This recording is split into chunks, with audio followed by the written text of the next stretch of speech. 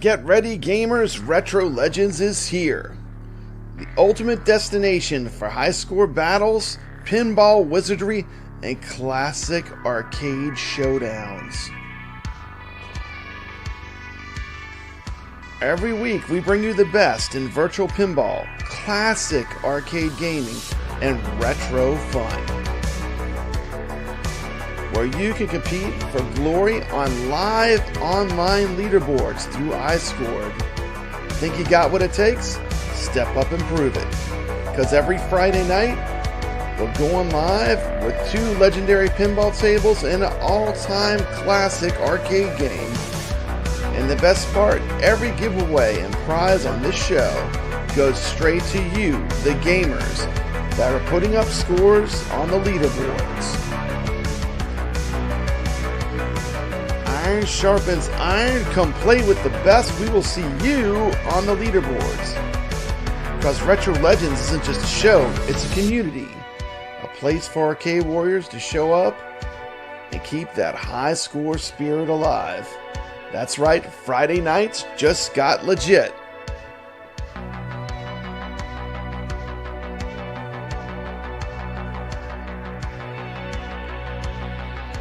Hit that subscribe button. Join the leaderboards and let's make history, one game at a time. This is Retro Legends.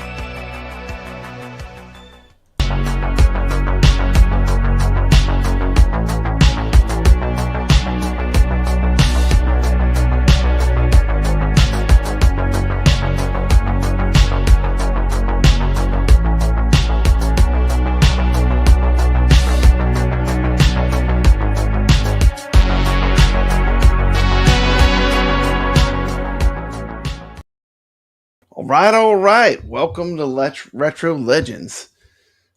Got a huge show planned for you today. Very exciting. I'm glad to invite back on the very first guest that was ever on the Retro Legends show. Our very first guest. We're on our 8th show. He was on the first show, the first guest. Welcome to the show again. Welcome back, House of Hounds. Hey, how's it going, man? Man, it's going great. It's going great. And Awesome. if you're not familiar with House of Hounds, he's got a fantastic channel. House, you're almost at 500.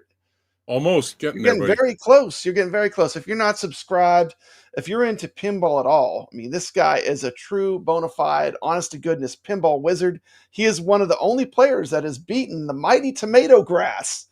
House, you are the champion of the first season of the Battle of the Streamers. And you've got a massive, huge, important match coming up on Sunday, right? Yeah. In season 1, I managed to beat Tomato Grass. So far, I think I'm the only one who's beat him. But I feel I played almost a personal best game on that match, so that worked out. But this Sunday, it's going to be a tough one. Yep. A lot of love is no joke. He is another wizard. I mean, right now there's only wizards left. So I mean, you're seeing the battle of the very best pinball streamers that play AtGames pinball for sure. I've been practicing this week, man. I tell you, and with this table, it's hit or miss. But you can get a good game in there, and it's going to be the highest score. If we each get one good game in, it'll just be down to who pulled it off the most. Yeah, definitely. It's incredible, and definitely check out House of Hounds channel, and check out the Battle of the Streamers. Which will be on Sunday, right? Yes, and Sunday. You're playing the actual table we're playing too this week. We're going to be playing You might be sick of World Cup soccer after this week, but you could drop a score. That would be great. Yeah, a little bit, but I'll throw a score in there. That's awesome. That's awesome. I see Schladalov's got his personal best on your board right now. So. Oh, I know. We got another guy that just did his personal best. Welcome to the show, Nick's Reviews. Hey, how's it going, everybody? Tell us about your score you just dropped in Pinball FX VR. Tell us a little bit about that score. Well, I played this table in the new Pinball FX VR, and I utilized the X-Arcade 2 TV controls with it. And I sat there and I just had an epic This run. is like you just got it today, right? The X-Arcade? Yeah, just today. And how did you score? How did you score in World Cup soccer for the entire world? I just shy of 6 billion on that run. 6 billion. So you now officially are the #1 player in the world. We have the #1 player in the world in Pinball FX VR at World Cup Soccer. So welcome to the Wizard League. Oh yes, Nick, that's an amazing score, man. That's a tough score to get. 5 billion, almost 6 billion, just under 6 billion. Yeah, we're right there. Not 5,945,000,000 is an insane score. So congratulations and welcome back to the Retro Legends show. Everything we're talking about almost revolves around you to a certain extent because you were a backer of Wonderland Pinball. Yes, you just got the X Arcade, so you're kind of here for a reason, right? And someone else who's here for a reason, welcome to the show. Of course, we got Kev Gret here. So welcome to the show. Good to see you. I don't know, man. I'm on with absolute murderers on pinball. I don't think I belong on this stream right now between you, Brad, House of Hounds, and Nick's is taking the #1 score in the world. I know, man. Hopefully some of it wears off. I'm a little bit rubs off on me playing with the best players in the world. Well, you guys are legends. Congratulations, Nick. Yeah, congratulations, House. We have the Retro Legends here. These are the real gamers that are dropping the big scores. Damn. And you are on the right show because I got a clip to play. And if you wanted to watch, I'm so glad Papa Brad is back on Friday because it gives us something to actually watch. Absolutely. Than these guys just going, let me know in the chat what you think. Let me know what you think on Arcade 1-Up. Are they dead? Is it over?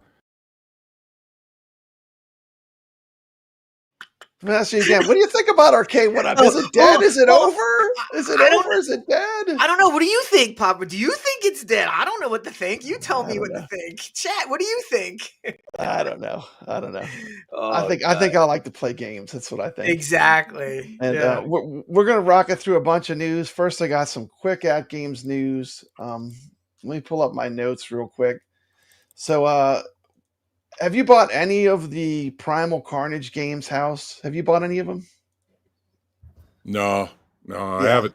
I saw the first one. I wasn't a fan. Second one, same thing. Third one, I thought maybe, since it's the deluxe or whatever. But after watching everybody and their feedback, I'm like, I'm staying away. Yeah. Even if it's on sale, bargain bin, I probably won't buy it. Okay, we're going to watch just a tiny amount. Now, this is going to be cool. Hopefully, if this works right, we'll be able to play it, and we can still talk over it, okay? So I'm going to put it kind of in the background while we talk about it. If you want to know what we're talking about, let me pull up. I had a slide, too. Let me pull that up, and then I'm going to have a video I'm going to play. So I got a lot in. So we're talking about Primal Carnage.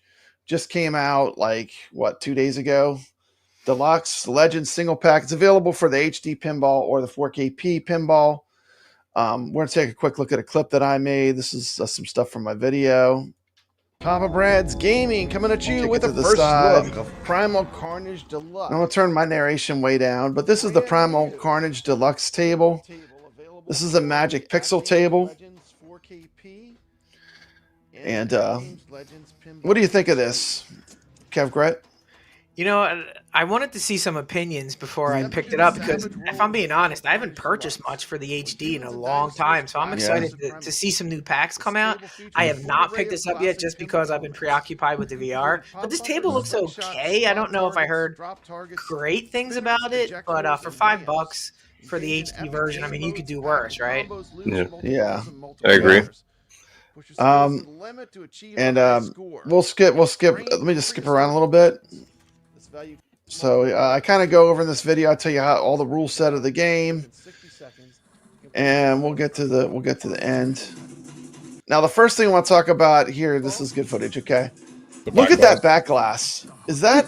I mean, I have second graders that could design a back glass like that.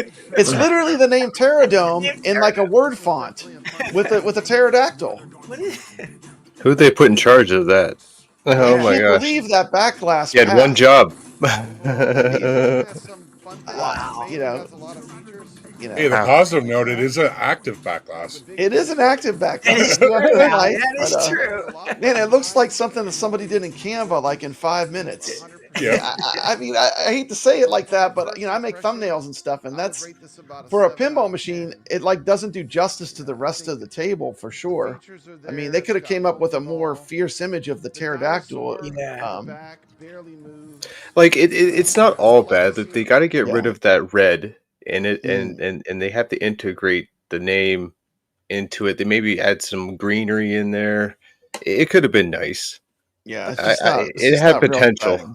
The font should be bigger than the animal. Why is the font bigger than the guy that he doesn't look scary at all? It's just like hanging out. Yeah, I mean, we all know that Papa Brad is the world's biggest AtGames show. Yeah, and I love AtGames. Don't get me wrong, I love AtGames, but this to me is about a 7. And I'm being a little generous, probably. I probably should have given it like maybe a 6, but the reason why it hits a 7, the dinosaur in the back literally does not move at all. Like its tail doesn't move. It is like petrified until you shoot a ball in its mouth. And I'm like, couldn't they just make the tail wiggle or something so it looks like it's alive? But I feel like there's, it has a lot of good things. It has multi-ball. Listen to this play mechanic. Listen to this, Kev Gret. Yeah. On the second ball, if you don't make a shot, it's game over for that ball. It just drains it. No. You got an extinction ball for ball 2 every game. Oh, that's and if you don't make the shot within so many seconds, your ball drains. Wow. I mean, how to frustrate a pinball player? That would be I'd play it twice. Some of the voices on this game, I'm like, and we'll be playing it all week in Flipper Friends, so maybe it'll grow on me. Maybe I'll learn to love it, but it does have a big rule set. Wow. A game I would recommend that House of Hounds did a great video on was Sea of Thieves. Tell me a little bit about Sea of Thieves. I would recommend buying that over this. Yeah, Sea of Thieves, honestly, to tell you the truth, I think that rare pack's going to be really good. And Sea of Thieves is one of the first non-Zen tables I fell in love with. Going back to the rare issue is that they charged everyone for the pack, then didn't release the other 2 games. But I'm going to put it right here. Like, if the games aren't good, just don't release them. This is their chance. If they tank Killer Instinct, how are they ever going to get like big brand name titles like that again? So it's got to be great, right? What's your thinking on it? I'm just curious. To me, I would rather wait till it's like make something as good as Sea of Thieves, but make it be Killer Instinct and Battletoads, and I'll wait. But let me finish on this table. I'm sorry, I'm all over the place. This table for me, here's the things I don't like about what I do like about it is there's a lot of play mechanics involved. It does have multi-ball, has a 2-ball, has a 3-ball multi-ball, has a lot of things that are broken. The second ball you can get gypped out of playing almost easily. I don't like that the dinosaur looks like it's petrified. It barely moves except for when you shoot the ball in its mouth, then it moves. I don't like that they used gray. You see where the 2 flippers are? Whoever's choice it was to make that area gray when you're trying to track the ball near the flippers, that to me is a bad call. Yeah. I always wondered why, like that's why you don't put black or gray right where the ball. And if you look, even the flippers match. But it has some cheap physics, cheap game elements where it drains a little bit easy too. But that's my opinion of the table. I gave it a 7. I think I was probably a little bit generous. I think it's probably more like a 6, but. This would be definition of a table I'd only buy if it was on sale, But anyway, we'll watch a little bit more gameplay footage, see it in action. But overall, not a terrible table, but like I said, for me, this is a 7 out of 10. Look at that back glass. I mean, come on, AtGames. And then look at that back glass. It looks worse when you go up close. $7 when you can buy Zen tables for $5. Williams tables. I don't know. This would be one I might wait to get on sale. In my opinion. So anyway, that was a quick little video on Primal Carnage. Obviously, I didn't love it, but it's not terrible either. It is probably the best of the 3, but I mean that's not a great thing, is it? Because I don't think any of the 3. No, it's a pretty mediocre offering. I feel like this title was a little bit stale, in my opinion. Let's see, and I'm sorry I haven't been ignoring the chat, but let's say hello to some people that are here real quick. Wow, look at all these chats. Sorry about that. See, we got GE Force guy coming in. Good to see you. We got Kev Gret. Chris HC, have a good weekend. Good to see you, Chris HC. He will be entered in the contest for the drawing. We got DKOG73. Good to see you. We got Video Game Vegas that he brought Primal Carnage games way back in the day. The shooter, not the pinball. Okay. We got G-Force Guy here with a $4.99 super chat. I'm kindly asking Nix, please not to play. I did already. I did play Knight Rider. It's too late. It's too late. It's too late. I did already. Okay, stop playing it. How's that, Nix? Let you catch up. Like, if you want to get good, you got to play with good players. I mean, I got my butt kicked by House several times, and I'm glad because he's a good player. If you want to get better, you play with the good players, right? We got Herb Wars. Happy Friday, gamers. Good to see you. We got, man, this was a nail biter. I would invite, if you love virtual pinball, go watch this stream Tomato Grass just did. Man, it was close. I thought the Tomato Grass might be falling. I mean, it was close. And then at the end, I mean, he performs under pressure, didn't he, House? It was incredible. Yeah. Can I just say something though? Yeah. That whole match, every nail game, biter. I was on the edge. Nail biter. I was on the edge of my seat, literally. Dude, it was insane. But great YouTube. I jumped out of my seat when he was so close to beating Skulljoe's score, and he tilted. I was thinking, please don't tilt, don't tilt, don't tilt, because he already tilted twice. Welcome and he to the stream, tilted, Mikey. lost his bonus, but still pulled it off in the end. Yeah, I don't know. Some of the Magic Pixel tables have good back glass. I don't think they're all bad. I just think this one was really bad to me. It was so uninspiring, It's like, for the back glass, to me, it's like on a pinball table, that's what pulls you in, right? That's why, like, if you look at classic pinballs, they have so many, like, hot women, awesome artwork, It's like to pull you to the table. It's the first thing you see. The first thing you see, exactly. So you'd be walking down a row of them, and you're going to see first one that's going to catch your eye. You're going right there. It's like, how did that get like a book cover as being good enough to be a back glass for a pinball? To me, is a mystery. I mean, I could probably have designed. I'm not bragging, but I mean, I'm not even a graphic artist. But I mean, I think any one of, like, we could probably made a better back glass that was more interesting. Like, even the pterodactyl, he's tiny. It's like all it's all sky. So, let me just show the back glass one more time. Games, you did send me this. Okay. Like that, the picture on the card could have been a better black glass. And then it comes also down to value. Yeah. Is this worth $7? We can buy Zen tables for $5. Williams tables. I don't know. This would be one I might wait to. Okay, but anyway, that was okay. So now I'm probably gonna get kicked out of the influencer program, but that's okay. That's okay. I'd rather be honest and give my honest opinion. My honest opinion is it could have been better. That's my honest opinion. Okay. They've released better tables. They have released. I mean, and they literally just gave us Medieval Madness and the Getaway. Mm-hmm. So they've given us some incredible tables, and to have that follow it up is a little bit of a tough switch, right? Going from that to going from Medieval Madness to that is a pretty big jump. But they are releasing something really great, and I want to talk about this next. They're going to come out with Champions Pub.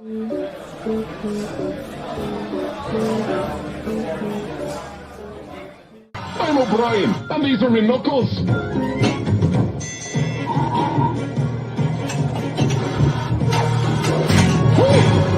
Check out me that time. Thanks. I needed that. Oi, you're daft, Jar. Whoa, you didn't see that coming, did ya? That's a knuckle sandwich.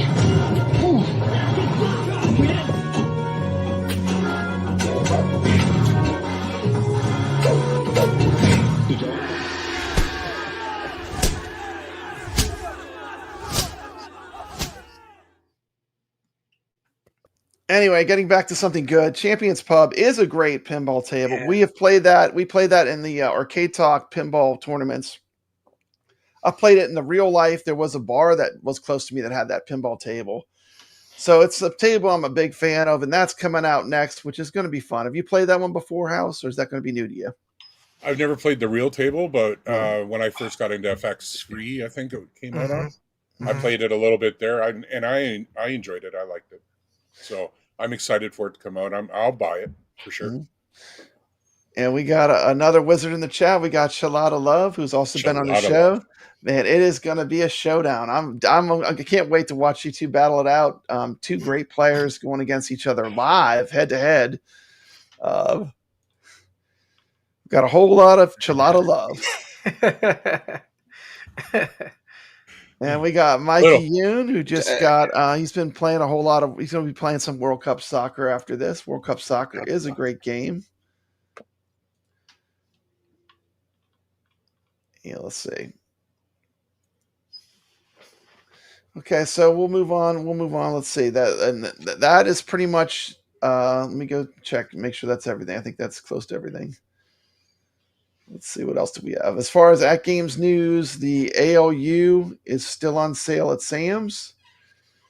And to be honest, no one knows what's going to happen with this tariff situation. So who knows? It might not be a bad time to pick. If there's a particular arcade you want, might not be a bad time to pick it up, because I have a feeling prices will be going up if these things continue. And we're going to talk about that in a minute. I would like to point out RTX has a video on the Champion Pub showing it on the AtGames, the Switch version, which is what they use for the AtGames Pinball. And so check out his channel. He's got a great channel if you're into AtGames Pinball. I'd recommend highly House of Hounds as a regular channel to go to. I'd recommend RTX. Retro Tech X just hit 200 subscribers, so congratulations. That's a milestone for sure. Awesome. I promise, Kev, we're almost done. I'm triggering. You're getting triggered here with all the AtGames. No. Right? But can I actually add something to AtGames? Add something, yes, absolutely. Yeah. So there was a video they put out calling. They're having a sale. Happy Friday, Brian. Hey, what's up, Brooklyn? What's up, Kev? They just published a video saying that there is a pre-tariff sale. So I will say, if you are interested, get whatever you want now, because if AtGames is calling something pre-tariff sale, that's going to mean prices are going to probably go up pretty soon when they run out of the inventory in the States and they have to import it over. So my advice is get it if you want it. Yeah, I would say if you want one of those ALUs, you might want to pick it up before the next batch will definitely not be $500. Exactly. If things continue. Yep. But you never know. I mean, things could change, but it doesn't look good what do you think, House? I see you're kind of smiling. What's your opinion? I was reading Video Game Vegas there. Oh, okay. I don't have the chat up, but I'm sure he's giving us some choice comments. No, it's actually not about AtGames. It's not about AtGames. No, not tonight. Oh my goodness. Do I dare look? Yeah, I don't know what's going to happen with all this. And if it affects you, it's going to affect us 10 times more. So. Yeah. I do like Champions Pub. G-Force guy is getting into pinball, which is pretty cool. He finally made the jump to playing some pinball. Yeah, man. It's been a long time. Yeah. We got Skull Joe here, who just put out a fantastic match. Once again, go to Tomato Grass's channel or Skull Joe's channel and check out this match between him and Tomato Grass. It was like down to the wire. And I thought for a minute Skull Joe had it. And Tomato Grass is he really performs under pressure too. Although he was swearing and stuff. House, did you notice on that last game he was losing his cool a bit, right? Yep. Yeah, it dropped once, man. It dropped once. He was animated. He was animated it was getting crazy though. It was down to the wire. It was literally down to the wire. And guys, if you come to my channel, I'm going to warn you. I've got a trucker mouth, so that's all good. Don't have the kids around. Adds a little color. Welcome to the stream, Steps Gaming. She just did an awesome stream earlier tonight. Go check out Steps Gaming on YouTube. Chalada Love says amazing performance. That's what I said. Like I was in the chat, I just said this is what expert like pro gameplay looks like. You want to see the best of the best. You watch this match between Skull Joe and Tomato Grass. And of course, Nix, I'm not counting you out because you just, once again, if you just join in, Nix did get the high score. Nix, tell them about what score did you get? About 509. What was it? No, is it 5,945 million and change or something like that. It's a big number. But friggin', it was, number. and I played that in VR, the VR version of Pinball FX. It was amazing. It's the only way to play it, Nix. It is. It's the only way to play it in the X Arcade 2 TV. That's what I used. I connected to that. Here's a score. If you don't believe me, look at this. This is the world leaderboards. It felt like I was playing real pinball, man. Holding down that thing. Yeah, I don't even go on the world leaderboards. Yeah, exactly. That's it. I'm unfollowing you, Nix. I'm unfollowing you because I'm going to be following below you in every pinball tape. I got to unfollow you now. I'm sorry. I only follow Brooklyn so I can. It was nice knowing you. It was nice knowing you, Nix. Anyway, there was this guy. No, I'm just kidding. We're not going to do that to you, Nix. But congratulations. That was like you just got the X Arcade today, and you scored the best score you've ever had, which tells you how much of an advantage. Yeah, you got it today. You got the X Arcade. Damn. And he put up the #1 score in the world in World Cup Soccer the day he got it. Good job. What I love is that there's like no latency. That's what feels so good about it. I love it, and my shots are so accurate. My accuracy is improved. Playing on this version, and the buttons just because with the meta controllers, right? You know, you got that play. It's not the same, exactly. Right? It's not right. Yeah, it's a little bit of timing when it activates, and it's not ergonomic. That's not ergonomic. That's when you're playing that. Yeah, exactly. And one thing, and we're gonna move to talking about Pinball FX VR in a second, but I just want to talk to you one more thing with House of Hounds. Leaderboards to me are something that really entice me to play pinball.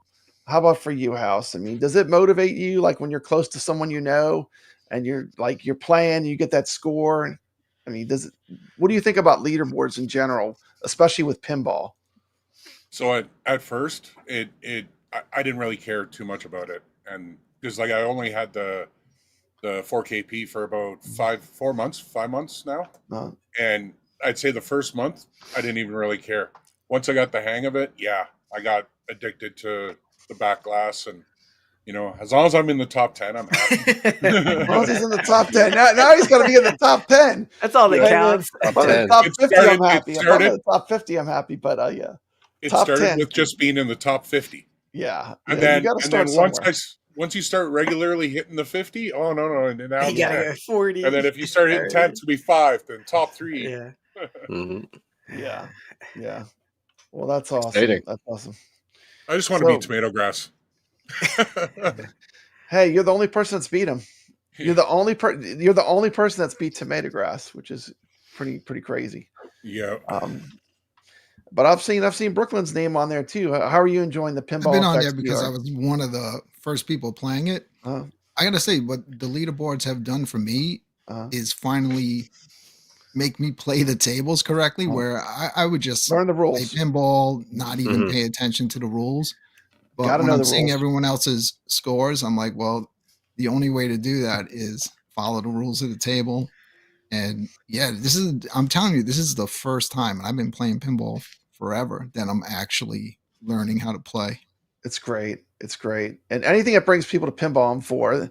Kev Gret, Battlestar Galactica. Oh, tell me about it, man. Tell me about it, because you're kicking ass in that game. I didn't play it till VR, and I watched videos and you guys. But when I played that game and I picked up the rule set really quick, and the action on the playfield, the 3D and the VR effect, and I loved the TV show, and so I just sat there and I was like, and then I got all through the missions. I was like, this table is phenomenal. And then I look up and I'm like, oh, I'm pretty much like okay on the leaderboards. I'm not too bad. And it's like, you have fun first, and then you look at the leaderboards and you're like, this is amazing. This VR pinball experience is absolutely amazing. And there's nothing like seeing the pop-ups that say you are 5 million away from Brooklyn Menace's high score, and you're like, yeah, let's go. You're like, I gotta get it. Yep. It's like they nailed that. Like last night, I'm playing Knight Rider. The leaderboard system is very good, very polished with the Pinball FX VR, and it doesn't get in your face. They put it up a little bit, so when you see the notification that you're beating G-force, you're like, okay, and then you go right back down and start playing. It does motivate you to play more. It pulls you in, and I want to say I had a fantastic game of Battlestar Galactica playing against House of Hounds in the Battle of the Streamers, And tell me about Battlestar Galactica, because you definitely were amazing at that table. Oh, I love it. That I haven't played in VR, but I'm telling you, even on the 4KP, especially with the SSF kit, holy crap. It is such an amazing table. I'm a big fan of the show as well. Yeah. Watched all 4 seasons, thought it was a great series. And then when I actually played that, I'm telling you, that is how you treat an IP. When you have an that IP, is a beautifully that's the way you make it. Yes. That's how you do it. That's how you do it. What's your favorite Universal table, Nix? I know you play all the pinball tables. Oh, I would say Back to the Future was one of my favorites. That is a great one. I love the movie. Love that. That's an S tier for sure. I love the multi-ball. The Back in Time multi-ball is fantastic. Yeah, and you get to play through all the movies. How cool is that? I mean, they cannot absolutely. bring Back to the Future fast. I know that's the one that G-Force, man, when they get that, G-Force guy is going to go absolutely buck wild. I was playing it earlier today, Brad, but on the original FX in VR. And I hope they bring over Jaws too. Yeah, just bring that whole pack over. We're gonna have to pay for it again, but it'll be worth it. It's okay. I don't mind. Take my money, Zen. I'm fine with that. You know. We got Tomato Grass here, who just put up an amazing performance. If you haven't checked out the Tomato Grass for Skull Joe, it was one of the best virtual pinball battles I've ever seen. It was so close. I was literally, to the edge of my seat to the end of the last match. It was really something to behold. It was anybody's game right till the end. It was anybody's game, and Tomato Grass is very hard to beat. He's, except for House of Hounds, no one's beating him. House, you're the only one. It's down to you. You're the only guy. You're the only guy. I only beat him once when it counted, but the 2 times we've played in regular season, he's beat me both times. I know. So it's tough, man. But I got to get through Shalata Love this weekend first. Shalata Love is no joke. No, he's not. He is so calm, cool, and collective, man. I'm scared. So I'm going to put up just some footage of Pinball FX VR while we talk about it. And I'm going to turn the sound off just so we have something to look at that's more exciting.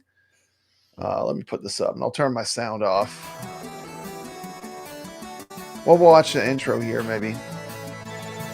Get ready, gamers, because 2 titans of retro and virtual gaming are joining forces to change everything you thought you knew about pinballs and arcades at home. I'm Papa Brad, and this is Papa Brad's Gaming, bringing you the latest in the retro gaming revolution. Zen Studios is unleashing Pinball FX VR. I'm going to turn this way down, but Pinball FX VR, to me, is a game changer. What do you think? What do you think, Brooklyn Menace? Is this a game changer? Zen really, right now, has the ability to turn this into the walkabout mini golf of I agree. Game if they make the right moves. This is the killer app, that we've been waiting for pinball, for a virtual Brad, reality. I was so excited for this because they really just I enjoyed the first one so much, but they just stopped supporting it. They put out a few Zen tables, and they put out the Universal Pack and the Walking Dead, and then that was it. Yeah. But so I was so excited for this, and it really lived up and exceeded my expectations of it. They could have cheaped out in many ways with this. Number one, with the mixed reality, they could have limited you to putting one pinball machine in your house. But everyone that you own, if you have the space, you can put them all over. Well, House has got a question. What's up, House? Insane. So all of you that are playing on the X Arcade, what is it, 2TV or something like that, with the Quest, are you guys all using the 3, or is any of you using the 2? Because I'm wondering if the quality is still okay on the 2, because I can answer that for you. I have both, and I'm playing it, obviously, when I play it. I'm playing it on the 3, but I did check it out on the 2. It plays fine on the 2. The only difference is that there's a lot more jaggy edges on things. Okay. On the 2. But other than that, it's the same experience, and you're not going to be able to do the mixed reality because it doesn't have the color pass through. Right. It wouldn't pass through still in black and white? It will, but it would look horrible. Like you would see the grainy black and white with a full color pinball machine in front of you. It just the only things that are important are the pinball machines to be in color, right? Yeah. But the environment that they created for it is, I think, it's fantastic. It makes you want to keep playing the games because when you accomplish goals, you win tickets for that particular table. You can spin and get items that you can add, trophies, statues, and you can start customizing the arcade to your liking. But you're going to need to play to be able to do that. So that inspires you to keep going. All right. Yeah, and Papa Brad's computer just crashed. So we'll have I'm on the screen. So we can everyone hear us? We just can't see us, right? I think so. House? All right. Yeah, we're here. Yeah, so absolutely. I thought it was cool that you not only unlock stuff for your arcade, but I was unlocking flippers that I can put in the pinball, like different colored. Yeah, flippers, balls. It was cool. Yeah. Ball effects. It's not just like bricks for your arcade; it's actual pieces for the machine. So I was like, "Oh, I didn't know I could do this." You know the cool posters. thing? The posters that you get are for the tables that you have, and underneath the poster, when you walk up and where there's a picture frame, you can put that poster on the wall, and it'll show you your top score. Oh, no way! See, I haven't messed with that stuff yet. Wow. Yeah, so you walk by it while you're walking down through the arcade, and you look over, and it's like, yeah, there's the image of it, and then boom, there's your score of the table.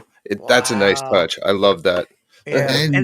And you can bring those into mixed reality. So anything that you win in the game, you can hang that poster in your house, in your room while you're playing and see your high score. So you kind of know what you're trying to beat. And House, if you're not interested in like playing some tables, they have single player challenges where you go over to a globe that's spinning, and on the globe are all the tables, and each table has a challenge. And if you beat them, you get stars. So like, it's almost like these Zen challenges from back in the day where like one ball challenge, you need to score 1 million points in a minute. So like it's not just table scoring. You can go play single player challenges. All the tables have 3 or 4 single player challenges. So there's so much diversity here. It's pinball, but it's not just pinball, if you know what I'm saying. I liked what you guys were saying about when you're playing, it kind of gives you a little alert about, close to a person's high score or something like that. That intrigued me. Hey, I'm sorry, House. I made you full screen. Then he was like crashed. I was trying to run that video and it crashed my computer. But I want to tell you, the big thing is it's 3D. It's so 3D.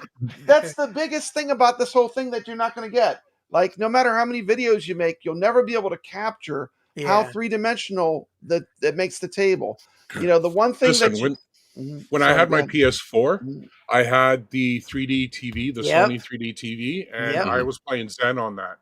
And I loved it. The only downfall is when you put that in 3D mode, the stereoscopic mode or whatever, the power supplies tend to pop. And I went through 3 replacements. No way. Not on this. Oh, yeah. Yeah, exactly. It's not going to blow. Oh, no, I'm not talking about the I'm not talking about the 3D goggles. You mean the power supply, right? No. Those TVs require more because it's got to duplicate the image. Champions Pub. Yeah, that's right. Now, Brad, just so you know, you don't actually have to wear those 3D glasses. In the VR, you can take those off. I don't have to wear these under the headset to see everything in 3 dimensions. I thought I had to wear these. But anyway, it's incredible, and it's the amount of immersion because everything is in the depth. You can't capture it when you film it. It doesn't it will not capture where you can see it as a video. Yeah, I even tried. I got into the table in my stream, and I'm like, it didn't. A video, but it doesn't translate. Yeah. And the beauty of it is, it feels like a real pinball is sitting in front of you. It literally, the immersion is like next level. And hats off to Zen. It's so well done. It's so clear too, House. Like you can take your face, go read the rule set, and it's literally like it's in front of you. Clear as can be. It is insane. No joke. Insane. Really? I'm like, I went all the way in on it. It was perfect. I'm like, and just a little. You guys are tempting me. It's the objects that it's the next best thing are so 3-dimensional. It's being able to see all the objects in 3D that pushes us, and people are like, well, now people were coming up to me, they're saying, well, what's better, AtGames 4K Pinball or Pinball FX VR? I'm going to say, like, they're two different experiences altogether. The 4K pinball, you're in an actual cabinet. If you have the SSF kit, it actually feels and vibrates like a real pinball. Yeah. But with the Pinball FX VR, it's so three-dimensional. It actually feels very much like a real pinball. Yeah. So they're both very good. I would say, like, if you have a Quest 3 and you're not playing this is one of the best games I've ever played. I mean, it's right up there with Walkabout Golf for me. Yeah. Yeah. And that's a huge compliment. And that's the thing is they can constantly expand to it. I can even see, who's to say one day they don't open up a pinball M room that you go into. They can with updates to this, awesome. they can grow the size of those rooms. I love the way they categorize everything. Yeah, by the type of pinball machine. It will be expanded. They all have their own separate. Can you imagine it like Halloween? There's a door you open and it's all the M tables. All the horror tables. Game over. There'll be themes. There'll be themes and stuff. Texas Chainsaw Massacre. And Texas Chainsaw Massacre. So, Brad, you keep bringing up the fact of haptics. I've seen a few people bring this up. Well, Kevin and I are. Nix is a VR degenerate too. But Kevin and I maybe are way more VR than me because I just dabble a little bit. We actually have haptic vests. So one thing that I'm going to try is I'm going to try to play Pinball FX VR while wearing my haptics. Yep, that'll be my SSF kit. We're going to see how that works out. Yeah. But I streamed it the other night, and the reason why I did the MR stream, I didn't go crazy. I just legitimately just put a table where my Legends HD is.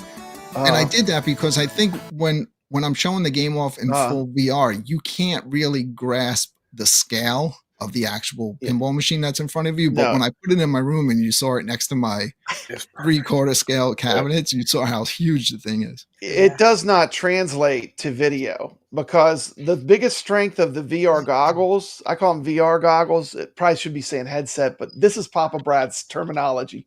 The biggest thing of the VR goggles to me is that it makes the 3D, which you do not get in any other format.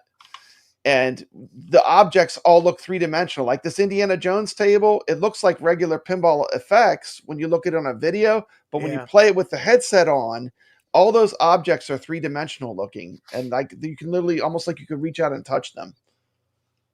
To me, that's the most incredible part of this technology. What do you think, Kev Gret? Yeah, and Brooklyn said earlier, and he had a point that Zen kind of dropped the ball on the support on this. Well, the good news is this week they ranked number 16 on the sales chart for Quest. And if you know anything about a $9.99 game getting on the Quest chart at number 16, that's great news. That means that they sold a hell of a lot of tables in its first week. The word of mouth is great. So I'm hoping that this leads to more development on tables, and Zen releases Attack from Mars, Medieval Madness soon. And that's the hope, and they're off to a good start sales wise, no doubt. I might know the answer to this, but can you play head to head or organize a tournament or anything like that on it? Not yet. Not yet. Okay. That's the next evolution. They do. They have a really good leaderboard system, though. The leaderboard system is like you have on Steam, where like you can actually see when you're coming near another person's score, and you can have a list of friends. So you can put all your friends in the leaderboards and be playing against them, which is pretty cool. If they made the right weekly move, and added multiplayer, I mean, you could do some next level competitions because you can basically have it streaming on one channel, have everybody that's participating in it right there on that one stream, and you can all go here. But here's my concern of why they may not do it, because we all know like Zen's all about, I don't care if you have you buy these tables like 10 times. If you have them on something, it doesn't translate over. So I'm kind of like concerned that they're not going to go with multiplayer because they don't want groups of people coming in where one person owns every pinball machine and then they can go in there and play it.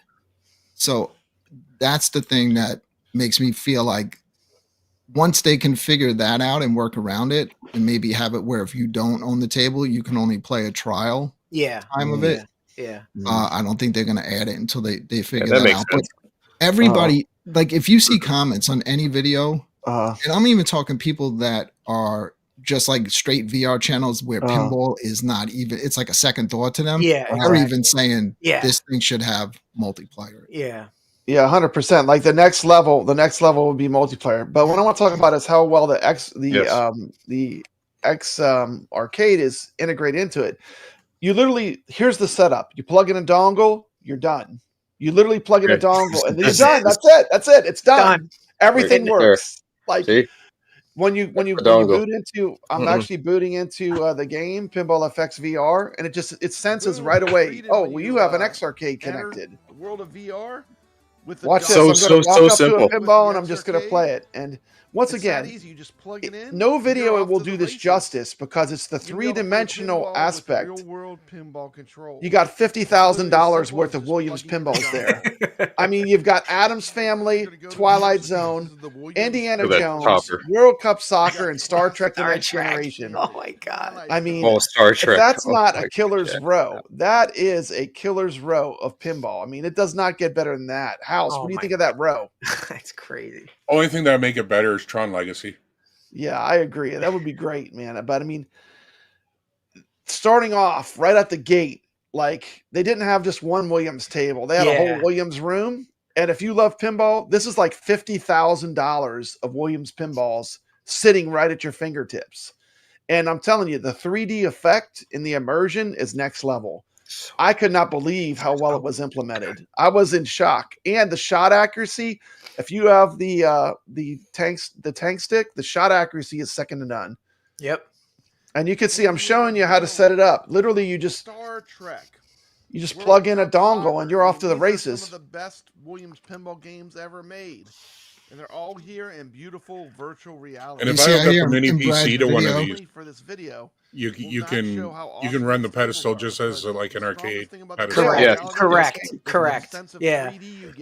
When you're looking at Brad's video, you can't get that scale. These things look like you're standing in front of a full size. Real size, yeah. Mm-hmm. And the physics are really good. There's the dongle connected to the Quest 3. That's the little magic thing that makes it connect to the X Arcade. That's a great shot right there. Yep. That I put in my video showing it. You literally plug that into the Quest 3 and you're basically playing. You don't need to do anything. Virtual reality pinball. I mean, what do you think? It's your first day playing it, Nix. What did you think of it? First impression, first day. Very streamlined. It's exactly as advertised. You just put the dongle in, plug it in, plug in your X Arcade 2 TV, right? It's on, and then all you gotta do is just load up the Pinball FX VR, right? And then just go up to a table and friggin' it says, hey, do you want to play with the touch controllers or X Arcade?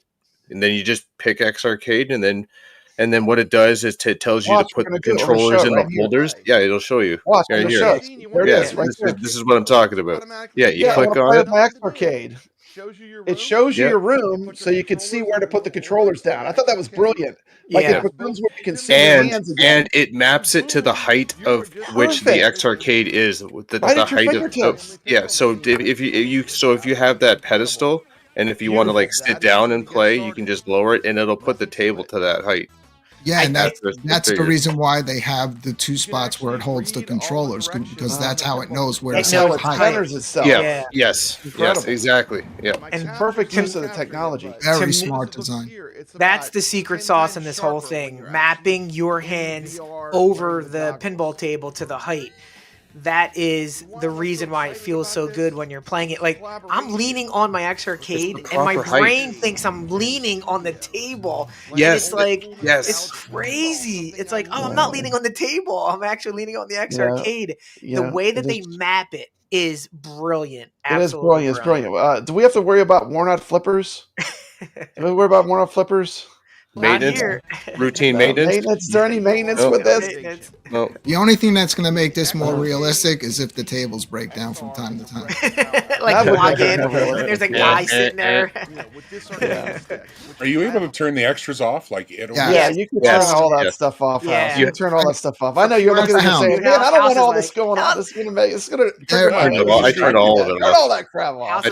They're fun to have on when you're in there. It's cool, but my personal thing, even though I love all that stuff, when I'm actually playing serious, I turn that off because, like, on Battlestar Galactica, you got a freaking ship like spinning right in front of your face at times.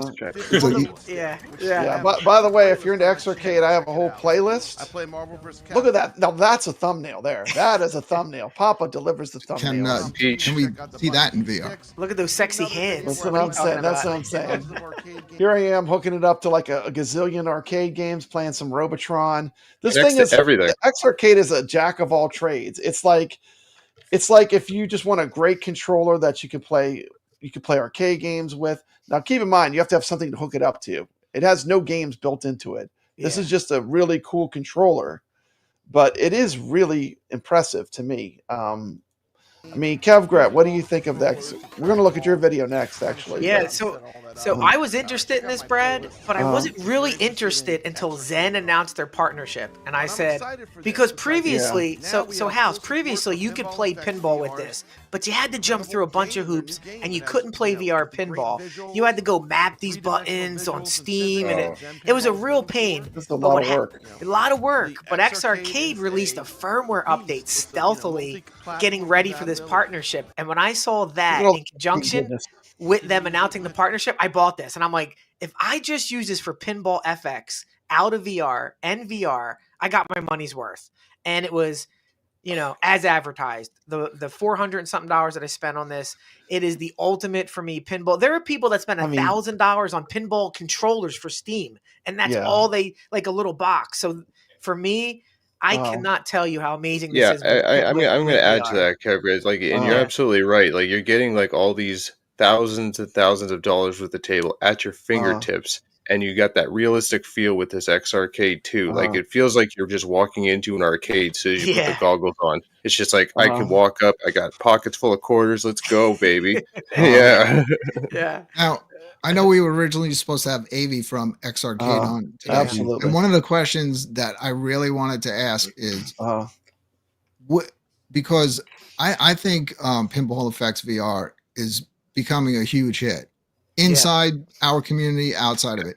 There's the Would price they right there. ever consider building one that is just pinball specific for pinball? Like that's tuned it. in. Yeah. Where it's got where you can nudge, it's got a plunger, it doesn't have to be as wide, and that way they could sell it. And because you're losing all the other control features, they can possibly sell it at a cheaper price. Because Kev brought up a point. There are companies out there that are making these for VR and for outside of VR that the price is ridiculous. You're talking $700-800, sometimes over $1,000, but they're smaller and they have the nudge features. So I was wondering if this thing really blows up, which I feel it is, if it would be beneficial for them to come out with a secondary design, because they're talking about adding all stuff to this, but how are you going to do that if they didn't pre-plan for it before they made it? You don't have the spaces to add nudge buttons on the side. What are you going to do? Drill a hole in the front to add a plunger? Yeah. Or maybe use something that'll replace the buttons on the side. That'll make it two buttons. Yeah, right? Unless they're going to come out with another Yeah. design of this and start adding that stuff on. I think they're looking at retrofitting it. They are. So we'll see what they come up with. I'm just showing here, like, we're going to be playing Centipede tonight, but you can see you can play Centipede. I'm playing a shmup, Robotron, the trackball games. I'm playing Missile Command and Centipede. It's kind of a jack of all trades. And for pinball, I mean, I'm just going to be honest. I'm an avid pinball player. The one thing it's missing is a right-hand nudge. And I feel like that extra button right by where the launch button is, if they would map that to a nudge, at least we would have a right-hand nudge button. That's the one thing it's missing, in my opinion. Of course, a controller that was made to be a pinball controller would have a lockdown bar like a real pinball. But this is pretty good. It's pretty. When you have those goggles on and you can't see it, it is pretty convincing. Exactly. But you would be surprised how good this feels. Honestly, you know what I think they could do? Like they use those. Look at the functionality of what you can do with it, right? PlayStation 4. You see where they put the controllers, right? And it maps it how it does. Like when you have it on a pedestal and you can actually shake the pedestal, those controllers move with the pedestal. So what if within that mapping that they integrate the nudge with that, like an actual physical nudge? That would be something cool. Hey, there's GeForce guy. Look at that. Look at that. Record show. That's nice. Oh, got some friends showing up. Hey guys, I'm looking at it here. That right where you would place your palm on the right side to hit the right flipper. It's narrow. Does it interfere with those other buttons? Not for me. It feels left good. Side looks like you got more room. The left side you have more room to rest your palm. The right side, no. You can nudge. Hitting the left hand joystick is a nudge. What they really need is something on the right hand side that nudges, and one of the buttons isn't being used. One button is launch. They need to make the other button on the right hand side a nudge. In my opinion, that would be the one thing they could do to make it better. Yeah, because how the nudge is mapped is up and down. Because they're not going to redesign the whole thing and be drilling holes in it. So I mean, I think just give me a nudge button on that side, and I'm happy. I mean, I'm happy with it for me. Well, in the game, the way it's mapped is you can only nudge with the left stick, which sometimes will definitely confuse me. And it was like that on the original one. So yeah, I guess that they feel the same thing. You can have your. That's not how pinball works, though. Yeah, pinball, you nudge with your right and your left hand. Brad, so I cannot tell you how many times I've tried to nudge with the right stick. That's not how pinball works. And messed up. Yeah, they need to fix it. In my opinion, that's something easily they can fix in the game, and I'm sure enough people will let them know. They've already put out the first patch for the game to clean up some stuff. Yeah, already. Yeah. It's playing smooth today. Yep. Yeah, man, just a smaller one. They could probably lower the price by 100. I don't want it to be cheaper. I just want it to be built like this. Doesn't have to like be the cheaper. Heaviness of it. The heaviness of it's what makes it good. Like if you take away the weight of it, it ruins the experience. And the heaviness of this is that base. So if they keep the same type of base, but just not as wide, and it's just straight for pinball, and put out a price, that banner. throw a Pinball FX VR logo on it, like a custom thing like they do with Walkabout Mini Golf with the putters. Yeah, and here's the thing too. This was not originally intended to be a pinball controller. No, exactly. I mean, this was an afterthought. Like it just happens to work pretty good. Exactly. But this was not built from the ground up to be a pinball controller. The X Arcade. Tank stick. Look, I get lost in the game just holding my two VR controllers up in the air, so I can only imagine like when you're feeling like you have that weight, like you're leaning on something. Yeah. Once again, it's the height of everything. The ramps look higher than the play field. The chair looks like you could reach out and touch it. When you get closer to the instructions, you can read them perfectly clear. Everything the way it scales is more like reality. It is a three-dimensional pinball game. You can see 3 dimensions. I've gotten in on the special tables on some of lenses my and the streams. goggles. You can see every little bolt, screw. If there's something on the table like a toy that's being held up like in Indiana Jones, the planes, you can actually see the little metal. Here's the thing. It's I love virtual pinball. I'm an avid pinball player. I mean, literally the first time I played it, when I played Addams Family, I felt at home. That's all I got to say. I felt at home from the second I launched the ball, which was insane. To me, for them to pull it off to that level, to me, it was insane. I mean, I was. And you're doing all this with the power of a standalone VR. This is not even a PC version. Like a on the original one type processor, right? When I was playing this morning, I was playing the PC version of it, and you can greatly increase the graphics over the original standalone version of the DMD, everything on it. It just looks like a real pinball. I mean, when you're standing right there. $1,000 worth of Williams pinballs, literally sitting in a row in your living room. When you play World Cup and the little guy kicks a soccer ball right into your face, I actually moved. I moved the first time he kicked that ball into my face. I'm like, crazy, what are you doing? Yeah, even if you turn off like the environmental effects, like cutting it and stuff, there are still little effects that happen on the table, which are so cool looking. When you launch a ball in Battlestar Galactica, the ship flies up and then shoots out to the right out of the table.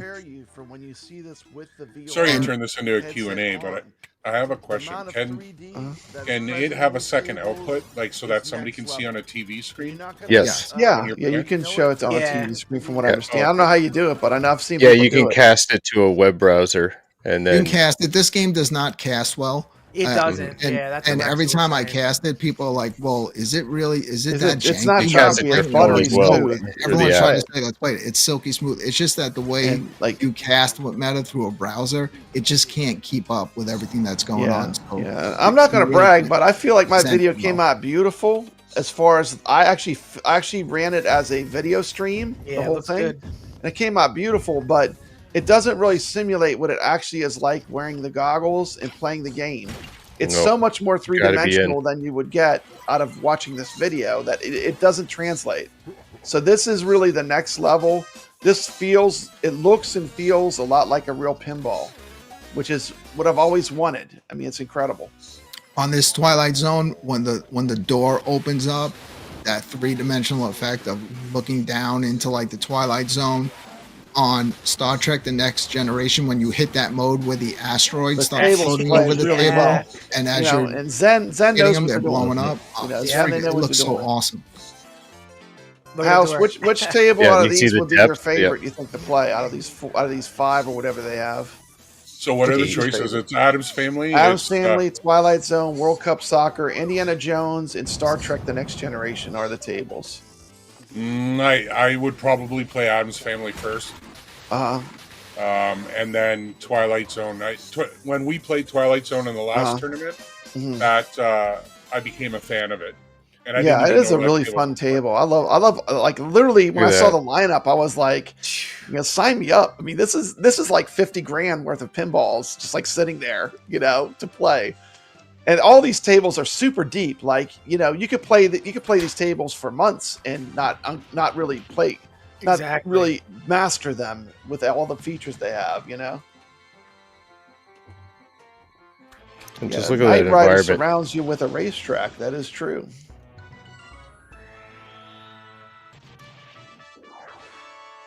Look at a rain effect. That's awesome. Yeah, I'm sure they're gonna release all the Universal games because they made a whole room for Universal. That's something that they know they can deliver, right?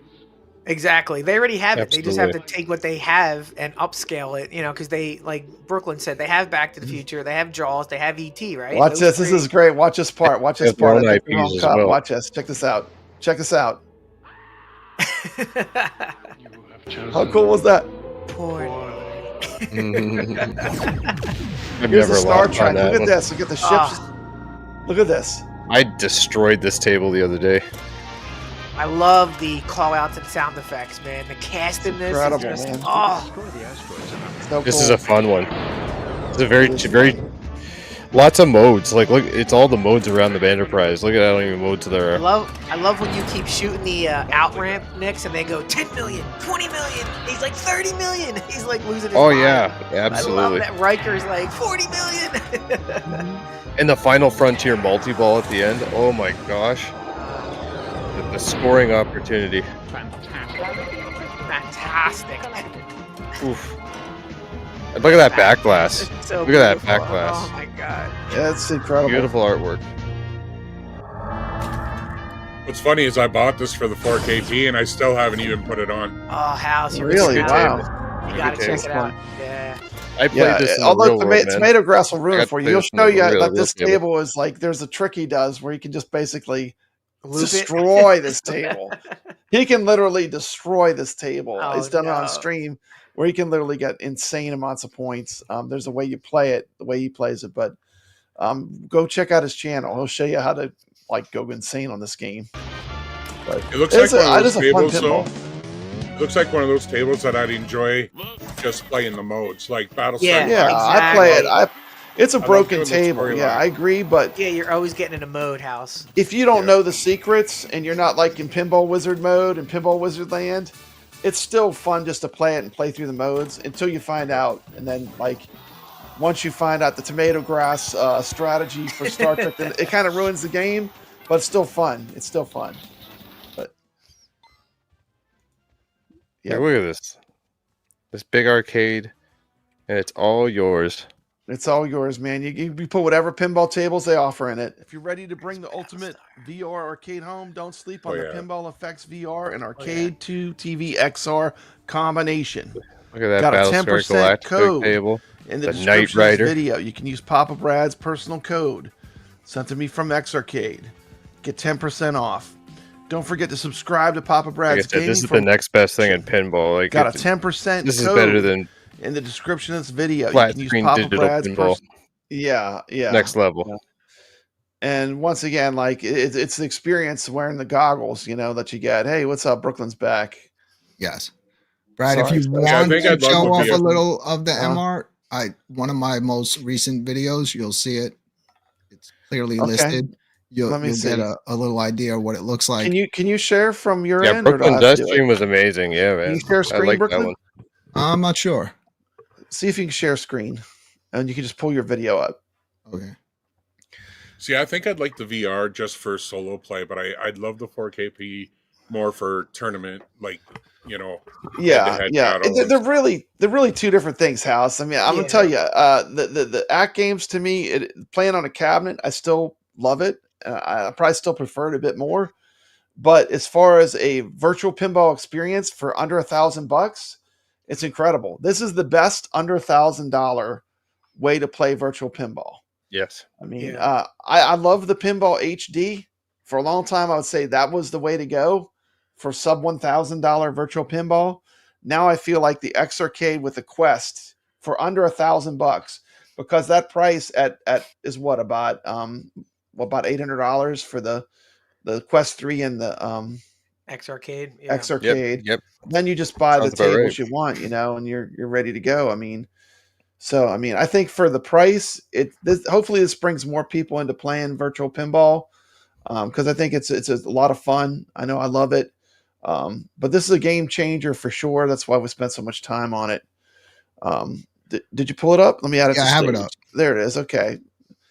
I could look how cool. I can move through it a little bit, but it'll kind of give you tell an us idea. a little bit about what's going on now. This is the MR where it's actually in reality. Yeah. Like that's your actual arcade. I see your actual home arcade. Your actual machines are sitting there. And I put the table from Pinball FX VR over my Legends HD. It fits right over top. That's crazy. That is pretty I'll show crazy. You, like here's me like moving around in the room. If it goes there. That's the best part about it. Like, that 3D effect. Wherever you move, it'll stay in place. Yeah, I agree. Like the 3D effect, and that's the one thing a video will not show you. But the best part about it is the 3D effect. Yeah, I was reading that. Look at the side of the back on the TV. And you don't even have the Xarcade yet. It fools you. The It's like, Xarcade really makes it physically feel like you're touching it. Which one's real? Which one's fake? Yeah, exactly. Arcade's fake. I'll show you a couple of. I really like the way the Addams Family look in the room. I love the Addams Family. But it just you just cannot. You can't stream those tables. They just don't. They don't. Yeah. Oh, there it is. I found when I was making my video, I found the best way to capture it is to just record a video and don't worry about. You have to, if you want. So record a video and you'll get good quality. I took a table out and I just showed. You're not going to capture it on the live stream how I can place the Addams Family in there over my Legends HD. That's so cool. every table. So a lot of people were complaining about the price of the additional tables. Once you're in there and then you have this ability and you realize you can do all this with it. It kind of justifies the price. Yeah, it's right away. All the choppiness. This is not what it looks like when you have the goggles on. This is just the capturing of it. That's crazy. No, this is what it looked like 100%. Through the goggles in my room. Huh. But, yeah, I was just walking over just to read the live chat as it was coming in, but you could see how everything will stay in place. That's wild. You got tomato grass. I want to buy it, but I need to try it. You know, if I want to get, I don't. I'm showing you a close up so you can get an idea of the detail. Look at that. Yeah, if you can borrow somebody's Quest and just try the game, see it in the video in 3D. You'll be surprised how much fun it is. Wow! Look at the chair. That's wild. That's awesome. We got a super chat here. from Steps Gaming. World Cup 94 is one of my faves. Subscribe to Steps Gaming 100%. Everyone should be subscribed to Steps Gaming. With that, we'll play a quick super chat video. Here you go, Steps. This is for you. Enjoy. I'm sorry, that's the Wonderland Pinball. What is that monstrosity?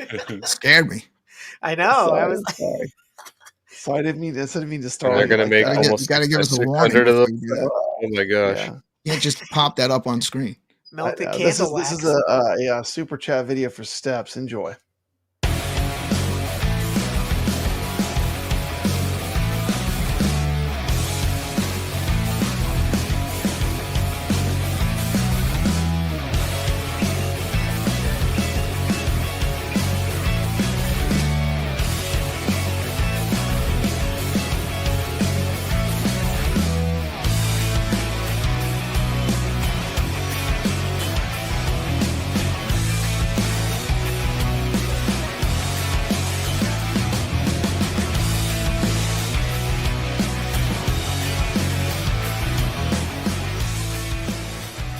Steps wants her money back for the Wonderland Pinball video. I know, I heard that. Nix, can you do a tutorial showing everyone how to play World Cup Soccer? Oh, absolutely, I can. Because I would love that. By the way, Nix Reviews has a great channel. If you're not subscribed, go drop him as a sub. Absolutely. You definitely know what you're doing because you got the #1 score in the world right now. Oh, like I said, it's all thanks to the design of that version of Pinball FX. The latency is spot on. It's the shot accuracy. So realistic. We could say latency, but to me that boils down to shot accuracy. Yeah. You can actually make the. Like I said, I felt it home. Like the first time I played it, I was blown away at how accurate and how easy it is to make shots. So something you can do in this that you can't do on your 4KP or on your Legends HD is like if you're really aiming for something, you can actually get down at a different level and look up the table and get that and try to catch the angle of what you're shooting for. It's so good. It is so good. It's so good. And speaking of something so good, we're gonna watch a little bit of something that I think is really good. Excuse me, ladies. Oh, that was hilarious. What is that from? That was pretty funny. What is that That's from? from Rookie of the Year. That's pretty awesome. That was great. Great movie. I had to pull that. And today I am Shilly Willy Kevgrat because I purchased an X Arcade. You didn't get one for free, Kevgrat. You purchased one. My own money. I'm not a shill. Some people actually buy them with money. It's crazy. I'm the only one. And Nick's. My own money. Therefore, these thoughts are my own because I do this for free and for fun. So let's get into this. I really wanted. Wait a minute. Your channel's not monetized. You do it for free and fun, Kevgrat? Free and for fun. Isn't that a novel idea these days? I think you're the only one doing that. I'm stupid. You know you're going to trigger some people. VR pinball, free. Exactly. And regular pinball. But I wanted to do it in a way that I could kind of like feel authentic, stand up in front of a device. And the X Arcade kind of did do that. But it wasn't native plug and play. But a few months ago, they released an update that kind of made it much easier to play. And when I saw the update on the firmware, and then the announcement of Zen Pinball so you can play with your Oculus Quest, I decided to jump in. And I jumped in a big way because what you see in front of you is the X Arcade, is a new TV, and a TV stand turned vertically to play some vertical Pinball FX3. This also works with FX, but FX3 is 100% pretty much lag free. There is some latency on FX. Okay, so you're basically running it off of, what is that console? That's a Rogal or is that a Steam Deck? No, that's just a Steam Deck. That's just like a Gen 1 Steam Deck that I've had for years. And you just basically plug that in to the X Arcade controller, and I have it into a dock. So you just plug it in, and it literally reads the buttons. You don't have to do That's anything. what I'm saying. This is kind of a jack of all trades device. That's it. I mean, it literally is. You can run it as you can make it think it's a keyboard, just like a computer keyboard. Exactly. Any game you can map buttons to, you can play.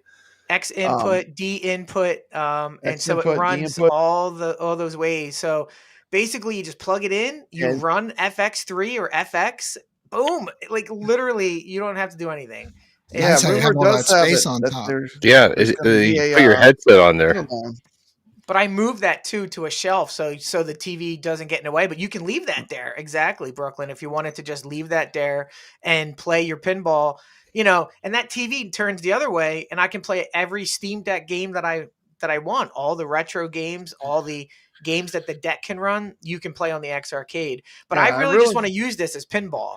And I really enjoyed this video. I think the limitations too is like you were saying, Pinball FX is laggy. That's because Pinball FX is a resource hog. I mean, you need to have a monster computer. If you're playing Pinball FX in 4K, I can do it with the computer I bought for it, but it was a very expensive gaming computer that it required to do that. Yeah. So that's a very elite small group that's going to spend that kind of money to be able to play FX Pinball.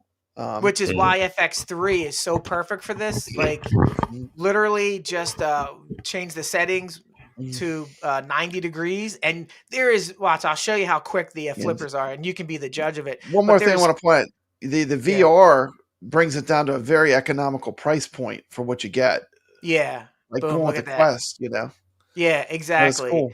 So you just change the aspect rotation. That's it, and then it will remember it. So there's fishtails.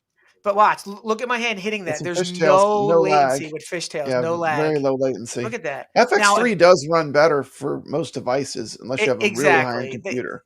Well, they've optimized that over a decade. FX is not there yet. You know what I mean? Like, and so there's your launch. It's only there if you have the best hardware that you can get. You gotta really invest a lot of money in hardware to get it to where it's there. But it can do it. It's just it's expensive. Yeah, and I understand my Steam Deck is not powerful enough, but for FX3 and VR pinball, that's it. That's pretty much what I wanted this for.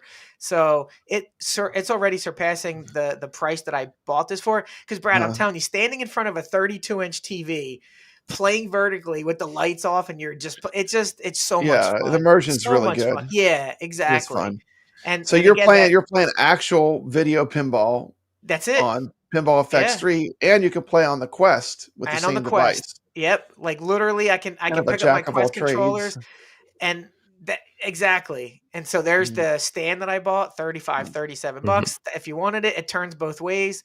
So now I can play all the other games on it, but this is going to be a dedicated pinball pedestal for sure. Play some nice vertical shooters on there. Exactly. And I have a bunch of them on that Steam Deck. You're right, Brooklyn. I forgot about that. Can get some nice. So there's all the Marvel tables. It's exactly what I wanted, Brad, when they announced the partnership and updated the firmware. Because I had my eye on this as a pinball device, but $359.99 is not bad. It's not 20%, but it's at least a discount, right? It's what's available today, and I'm telling you, but I mean, it is it is totally worth it. I mean, it's a great little device. And most people have a Steam Deck or a PC or a Switch, a Dreamcast. They have this stuff laying around already that they could just hook up and play. You don't have to buy all the devices if you already have it. You know what I mean? They literally have where you can hook it to everything, but we're going to talk about the one thing that they cannot hook it to. Kevgret, why can't I hook this up to my Evercade? Yeah, I've tried actually. Imagine if I could play Centipede with the trackball on this using my Evercade. They're missing a whole retro gaming segment. Well, Evercade is really bottom barrel hardware. Like you can't use Evercade on the Legends. There's no Bluetooth. So it's really tough for them to make this a usable device with other things. And to your point, it's a shame. Like I would love to play Broken Sword with the trackball. It's okay. I love you. What's up? Sorry, let me get off stream. So yeah, like that's one of the only devices you can't use it for. But let's be honest, if you have a little PC with coin ops, that's pretty much what people want to use this for. I'm using it as a device for pinball, and that top house goes up or down. Like you can adjust that to your height. It's not just locked at that level. It goes down 3 more notches if you want to go lower, or it goes up 2 more. I think I put it. So they already, thought of that too with the way you rest your hands. You don't have to go up. It's like if you look at my Legends or the arcade, you're stuck to that ratio of the height to where the deck is, but not here. So I lowered it a little bit, and then I put the TV over it, and it rotates back a little bit as well. So it's a very crazy device. The fact that it plays VR pinball is one for me, but this is just like complete icing on the cake that you can literally just when they first announced this, what drew my attention in was the VR, because this isn't really the first arcade type controller stick of its kind that they ever thought outside the box and said, hey, let's throw in some VR control. I thought that was a great decision by them.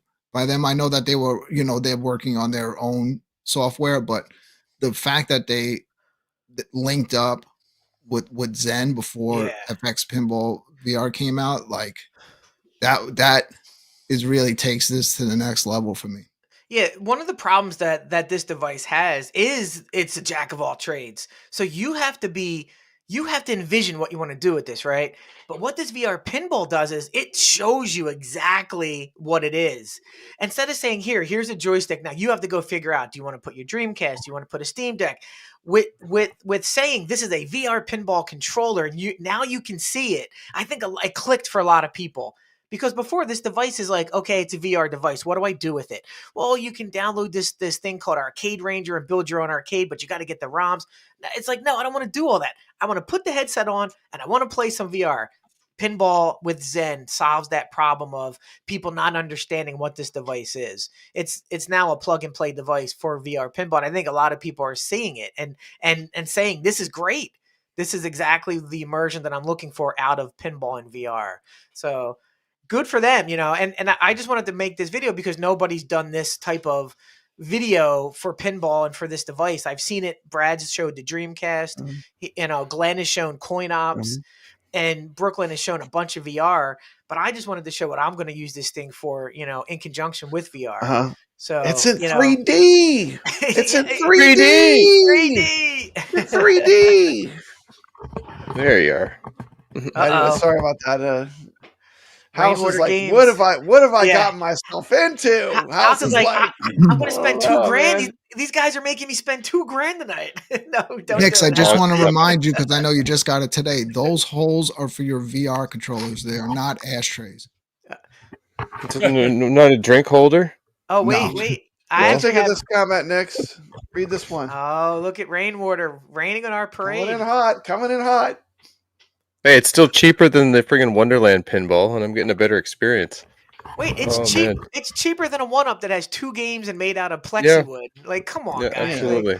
But Nix, I do want to actually give you a tip. Under your X Arcade, there is a secret door. Open that door, and there's bat tops in there in case you don't. I thought you were going to say that you can put your weed in it. You can put your weed in there, Nick. Yeah, you can do that too. It's actually a second set. It's actually a second set. They gave you four bat tops because they gave you 2 bat tops. Yeah, they gave you 2 bat tops in the box, the little kit with everything else in it. It's insane how much you get. House, by the way, you get 8-way gates. You get 4-way gates. You can open this thing up and switch the gates. I got a speaker bar with my. It's crazy. Yeah, if you want to play 4-way games only, you can put the gate in there to play 4-way games only. Like they've thought of everything. It probably 5 minutes because the top opens right up, like with 2 screws on the side. The top pops up, you just switch them out. It's not that bad. So they've thought of everything with this, as far as the gates.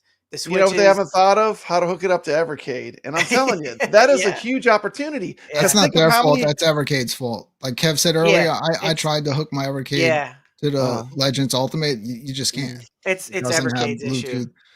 You can hook controllers to the Evercade. Like I have no problem with the 8-bit dough. Here's my thing. If they can hook an 8-bit dough up to it, why can't I hook up the X Arcade to it? That's what I don't get. How is the 8-bit dough different than X Arcade? I think the frequency it's working on. You can't hook up any Bluetooth stuff to exactly. It is Bluetooth. That is why. Now, Brad, I also have. But this has Bluetooth because it has the little dongle thing that you wear with the Quest 3. No, this does. Evercade doesn't. Evercade doesn't have Bluetooth. Oh, the Evercade doesn't have the Bluetooth. Yeah, you can't use. Plug in. You can't be on Bluetooth and go to the Evercade. You have to use that little dongle that it comes with, the 2 point whatever. And I have in my house those magic adapters that you plug in as a bridge between your controllers. Yeah, and it doesn't. Evercade's like, I have no idea what you're doing with this. This doesn't exist on my low level technology. But to your point, Brad, that would be really cool to play some trackball games with Evercade. But with the trackball games wouldn't even work, because I don't think those games on those cartridges are even that work exactly. Okay. That picture up, Brad.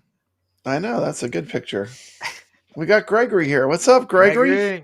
I just got home from his house. That's why I was running a little late. Yeah. Thanks for being on Pinball. I was playing snapshots of the Calling All Ballers tournament so I can promote it for him. Playing Dungeons and Dragons at his snapshots. Yeah, apparently Gregory's more important than this show, Brad. I guess Dungeons and Dragons will always come first. You got the real pinballs. Hey, I think we played more on his Legends HD than we did on the actual Stern downstairs. Yeah, right. Yeah, I was upstairs playing the new tables I haven't tried. I actually like Sea of Thieves, but I got one complaint about the Sea of Thieves table. Right above the flippers, they put lights that are in the same shape as flippers, and they kept confusing me. He's confused. House, tell him how you can be not confused. Tell him about what you've done, House. Yeah, good. I don't know what he's talking about. I never got confused with him. He's laughing at you. Did you put Scotch tape, like painter's tape over that part? Yeah, just do the engine light trick. Just put some black masking tape. I thought that was a terrible design flaw for that table, but I like to see Sea of Thieves better than the new one.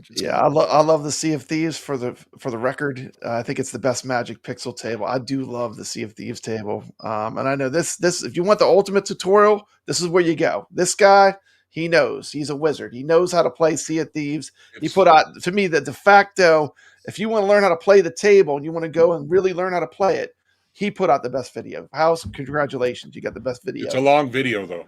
It's all thorough. The chapters are there, everything. So it tells you all about it. Right, I was going to try to get Gregory on your stream. I figured I would just hang out there. I had everything set up in his house, but he just said, no, "You've been here long enough." He just handed me a water and showed me Kicked to the door. Kicked me out. Well, if you had one of those cool cars like the other guy last week, they would have. You could have stayed in Brooklyn. Yeah, my car's not cool enough. Yeah, not cool enough. Not cool enough, man. Okay, so anyway, so the verdict is pretty much out. I mean, universally, we're saying they did it. They did it. It's really good. I mean, so good. It's so good. It's next level. I mean, this is like, if you love pinball and you have VR. I mean, it's pretty impressive, you know. Yeah. And for $9.99, let's just say you have no idea you like this. For $10, you get 3 tables. Try it. Yeah. Try it. You get 3 tables. It's original Zens. They're not the, licensed, but who cares? 2 of those are okay. You know? Yeah, they hold all the good stuff for yeah. They don't give you any. They could have given you one Williams table. At least they give you fishtails a lot of times. Yeah, exactly. They give you one Williams table. Exactly. Yeah. No Williams for you. They know that's the gold mine though. But as soon as you boot it up and you're in the arcade, pinball. Brad, you turn around and they're just Addams Family in your face. You're like, I got Addams Family. They're like, nah, you gotta pay $9.99. It's like, I'm in an arcade. You're charging me, but for $9.99, at least try it. You know. Yeah. It's not. And you can refund it. Remember, they have a very generous refund policy. The cost of entry. I don't think you can refund. You can refund games. I don't think you can refund add-ons. No. But as far as like just buying the VR experience, like just a $9.99 game. Oh yeah, See if $9.99. Like I don't think anyone's refunding it. No. Even if they only had the first 3 tables. But Zen was very smart, because unlike in the first one where you can only have like 4 tables out and you couldn't actually walk around, they have every table beautifully spread out to tease you. Beautiful. Yeah. And if that's not enough, they have holograms of the tables that you can buy. Exactly. Popping up in one of the areas outside of the Gregory likes Primal Carnage Retro. Oh boy. He likes it. He says, you guys are wrong, House. He likes it. He likes Primal Carnage Retro. You know what? I can't say anything because I haven't played it, right? So, but from what I saw I don't think it's for me. I will say this. For me, it's the best of the three. I mean, that's pretty sad that when a retro table is the best of the three, though, in my opinion. It is the best of the three. It is the best of the three. I do agree. And the way, when we played it in Flipper Friends, I liked it more because I started learning how to get the higher scores. And I saw like how to play it. I watched Tomato Grass play. And then from that, I kind of knew where to shoot and what to do. And as a retro table, it's probably one of my favorite retro tables, but I'm not really a fan of those kind of tables. That's me personally. But yeah. So we have Tomato Grass does like, he says it plays amazing. It's amazing. So you get. To tell you the truth, though, when it comes to the Magic Pixel games, like I think Zachariah, I think they make them too, right? Yeah. And then Magic Pixel. Yeah. But I find Magic Pixel tables, I have a real hard time getting over the floaty physics. So yeah, for me to love Sea of Thieves, that took some adjustment. At first, it was like, oh, I don't know about this, but I guess if the table's good enough, you kind of look past that, right? Yeah, we got people all over the place, but that's what my point is. Like, not every game is for everyone. You can disagree. No. You can have your own opinion. That's perfectly fine. Yeah. Like for me, I gave the new table a 7, and I was probably pretty generous. But I do like the retro one more. I think of the 3, but I don't think any of the 3 are really that impressive to me. That back glass is the worst back glass I've seen on a pinball they've released. This is my opinion, but we're ready to move on. You know what time it is, Kev Gret? Is it more pinball time? Man, we going to Wonderland? More. They didn't think there could be more, but let's go. Let's go. Here we go. Oh God, help us.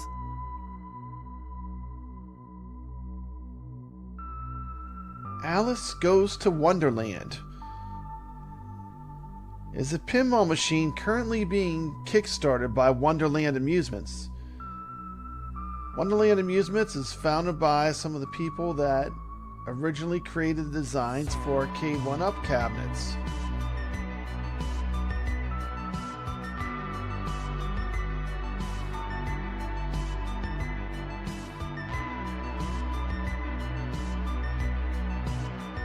Today on Retro Legends, we're going to ask the panel what are their opinions of the Alice Goes to Wonderland pinball machine.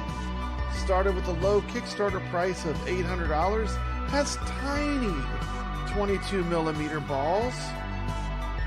But don't let the tiny balls fool you. This is a dirt cheap mechanical pinball machine. We get the panel's opinions on this machine.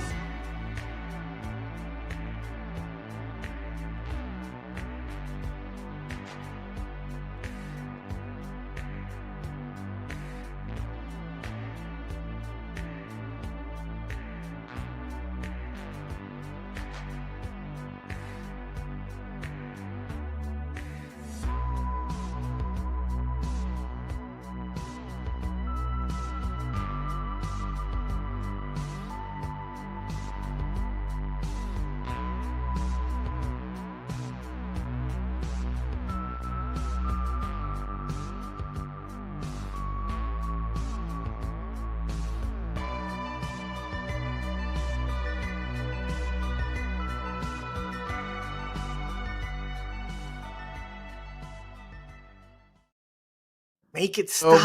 Oh boy. Only one of us backed this and canceled their order. Well, I don't know. House, did you back this segment every episode? House is so mad right now. He just wants to go. Did you back it? We were so close to pulling the trigger. No, man, thank goodness you didn't. We said, why don't we just wait a little bit, and we don't have to worry about FOMO on this. Just go with the flow. And you know what? The wife and I, we're happy. We're happy we didn't. Yeah, you made the right choice. Progressed. Yeah, exactly. Yeah. And House, let's say they get the retail and it's a success. It'll be on sale. There's no. You can always get it later. You don't have to be the first one on the block to have it. But I still wish them success because I think it's a welcome addition to. Okay, now let's talk about it. Yeah, get Brooklyn off. Just kidding. We know you're friends with those other guys, Brooklyn. It's okay, but yeah, exactly. We could say the truth here. Hey, my opinions are all my own. Tell me, you backed it. What made you unback? You're muted. You're muted. I gotta fix your mic. I'm the only one that can talk on this subject. Yeah, I backed it. Yeah, I backed it in 2 minutes. I backed it in 2 minutes. In 2 minutes, we backed it, and then we waited. And then we waited, and I'm like, all right, let's see what else and they're going to show us. And then I'm like, all right, they went to that convention. B Kong was there. He's, and it was a disaster. It was a disaster. The DMD, go check out Kev Gret's video on his channel. The DMD was broken. Parts were falling off. Things weren't working. And it's just, what the heck are we giving our money for an entire year for? And that did not give me confidence. It did not inspire me to be like, you know what, I take more of my money. I can't wait for this thing. I'm just like, let's back out of this thing, because this thing's going to just be a problem as soon as, from day one, as soon as you get it at your door. Things are probably going to break. It's a problem. It's the opposite of that X Arcade. It's the opposite. Like, this is all the way the other direction, in my opinion. Where's this is as far away from the X Arcade as you can get. Brad, they did say the other night that you do actually have to maintain this. Yeah, they did. You have to wax. You have to maintain it, and in the support for that, they don't have like how well is that going to be built up? Like the spare parts, they said from day one they're going to have availability, but like how many of them like they're going to have? I think it looks great. It's going to look cool in your home arcade if you get one, but with the smaller ball, like will they ever be able to get the physics down, or is it going to feel like you're shooting we saw the physics shooting 1,000 miles an hour? Kev, take this one. Take this one. No, Brooklyn. Pinball is not meant to be played with a marble. Do you know why a pinball is the size it is? Because that's the reason you have pinball. There's no reason that these guys are shooting a marble around. I know you're ready. Whoosh, whoosh, whoosh. It looks terrible when he's playing. Yeah. It looks great when he's not playing. And what did we see happen with that ball? That ball got stuck. That ball just couldn't hit the ramps. He couldn't even make shots with a tiny marble on top of all of that. It was, people asked him about it, and he's like, I don't know. You don't know why you made the pinball that big? Come on, dude. They don't know how to. Go ahead. Sorry, the pop bumpers were actually shooting the ball in the air onto the other ramp. Yeah, in the air. And the back, it would have hit the back or the glass. If it was actually there in the video, they didn't have it on it. It would have hit that. Probably a stupid question because I'm stupid, but can they make the ball the same size but use a material that weighs a little bit more to weigh it down so it doesn't fly around so fast? But the flippers can't handle that. Here's my problem with it. Here's my problem with it. The flipper quit on it. You get one game. You get one game. If that one game is Attack from Mars, Monster Bash, World Cup Soccer, you're fine. But what are the chances of someone that doesn't know how to make a pinball machine making a game of that level? That's what my point is. Yeah. Yeah. What are the chances? Yeah. These people that are good at making pinball machines have a hard time making the games that are that good. But every time they show this thing off, it gets more disastrous. It was so bad that they basically had the Shilly Willy B Kong the night before it was over to get you to back this. He trashed VR pinball and said this was better than that. Are you kidding me, B? Are you kidding me? No, and this is not better. And the fact that you said, and the fact that you said that I backed this just to cancel it, you're a joke, B Kong. Wait a minute. What happened? What happened, Kev Brett? Oh, dude. What happened? So he opens his stream with he opens his stream with, oh, Kev Gret just backed it so we can unback it and make a video on it. No, Kong, that's not what I did. I wanted to back it. I wanted to back it because I was interested in this. But you what wanted they showed you wanted to be good. Save money. I wanted to be good. You were hoping it was going to be good. But it was garbage. But here's the thing. Your buddy D Love canceled, and you said, yeah, good for him for canceling. But I can't cancel? And you're the one, B Kong, that literally said you're backing this because they invited you to LA. And you can only go to LA at the premiere if you backed it. So don't call me unless you have facts. Facts. By the way, are you monetized? Love that, do you do this for fun and for love? The love of arcade? I do this for free and fun, B Kong. I don't do this to go to LA and be a part of some Wonderland party. Yeah. I do this with my own time, my own money. You gotta go full screen. So don't talk out of your ass again. I want to go to a Wonderland party. I do too, man. I'm ready to go to Wonderland. Kev was backer number 2. Ready to go to Wonderland House? I don't think backer number 2. Kev had to be sitting there waiting for that thing to go live. Sorry, guys. No, I know Kev personally, so I know he did not back it to return it, and he was starting to have second thoughts. Yeah, so we talked it wasn't his here, intention to buy it and then unreal. And next we have 2 backers. We have 2 backers right here. These were 2 Wonderland backers that backed out. Dude, go watch B's stream. It was a 55-minute commercial on Wonderland Pinball and how everything sucks, but Wonderland's great. We see right through it, B. And you literally said a week before that you were invited to the premiere of this thing if you backed it. And guess what? I'm gonna call it out right now. Tomato Grass was 100% right. Go watch the Retro Legends show with Tomato Grass. It is epic. It is epic. He pretty much tells you the way it is. What Wonderland needed to do, if they wanted to keep their backers, they had to go to that expo and show off a product fully working. Exactly. DMD, the rule set all set up. It has to be a fully functional machine ready to go in order to keep all those backers. And they blew it. Yeah. Hey, House. It's Blunderland. Blunderland Pinball, man. Blunderland. Hey, House. Blunderland. It's the Blunderland. Yes. It's the Blunderland Pinball. The Blunderland Pinball. Just to put this out there, House, they lost like 100 backers. I was not the only one canceling this. 100. Yep. So why would you want to come at me when I'm one of 100, but your buddy D Love canceled it and he's cool for canceling it? He was okay for canceling it. Like, come on, B, get out of here. So get out of here. Sorry, Brad. I gotta calm down. I gotta calm down. Post some scores on the leaderboard. Step up. Be a man. Put some scores on our leaderboard. Yeah, exactly. Has, like actual. It's open. You can post. I don't know how long post a score anytime this you want. Is going to hold us attention. Come on in, Retro Legends. Show us what you got. The devs don't even have a high score on the table yet because they've got no way to track the score, right? Yeah. Wonderland. Yeah. No Wonderland finished.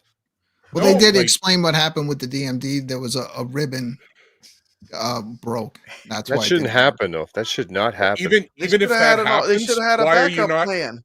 Yeah, why are you not bringing that kind of money?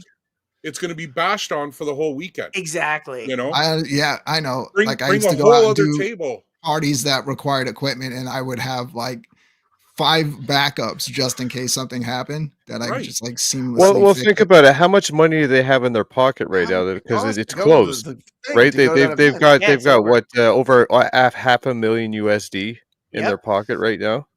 Right, and I think we're entitled to see something more than what we've been shown at this point. Let's think about this for a second. What have we all talked about tonight? Score chasing, leaderboards, right? These guys claim they're going to have leaderboards. How are you going to see the scores on that little DMD? What are they going to show? The top 5 scorers? Under 6. Furthermore, you'll be out of. I want to say one thing. Furthermore, I got something too. Yeah. Well, I want to say one thing.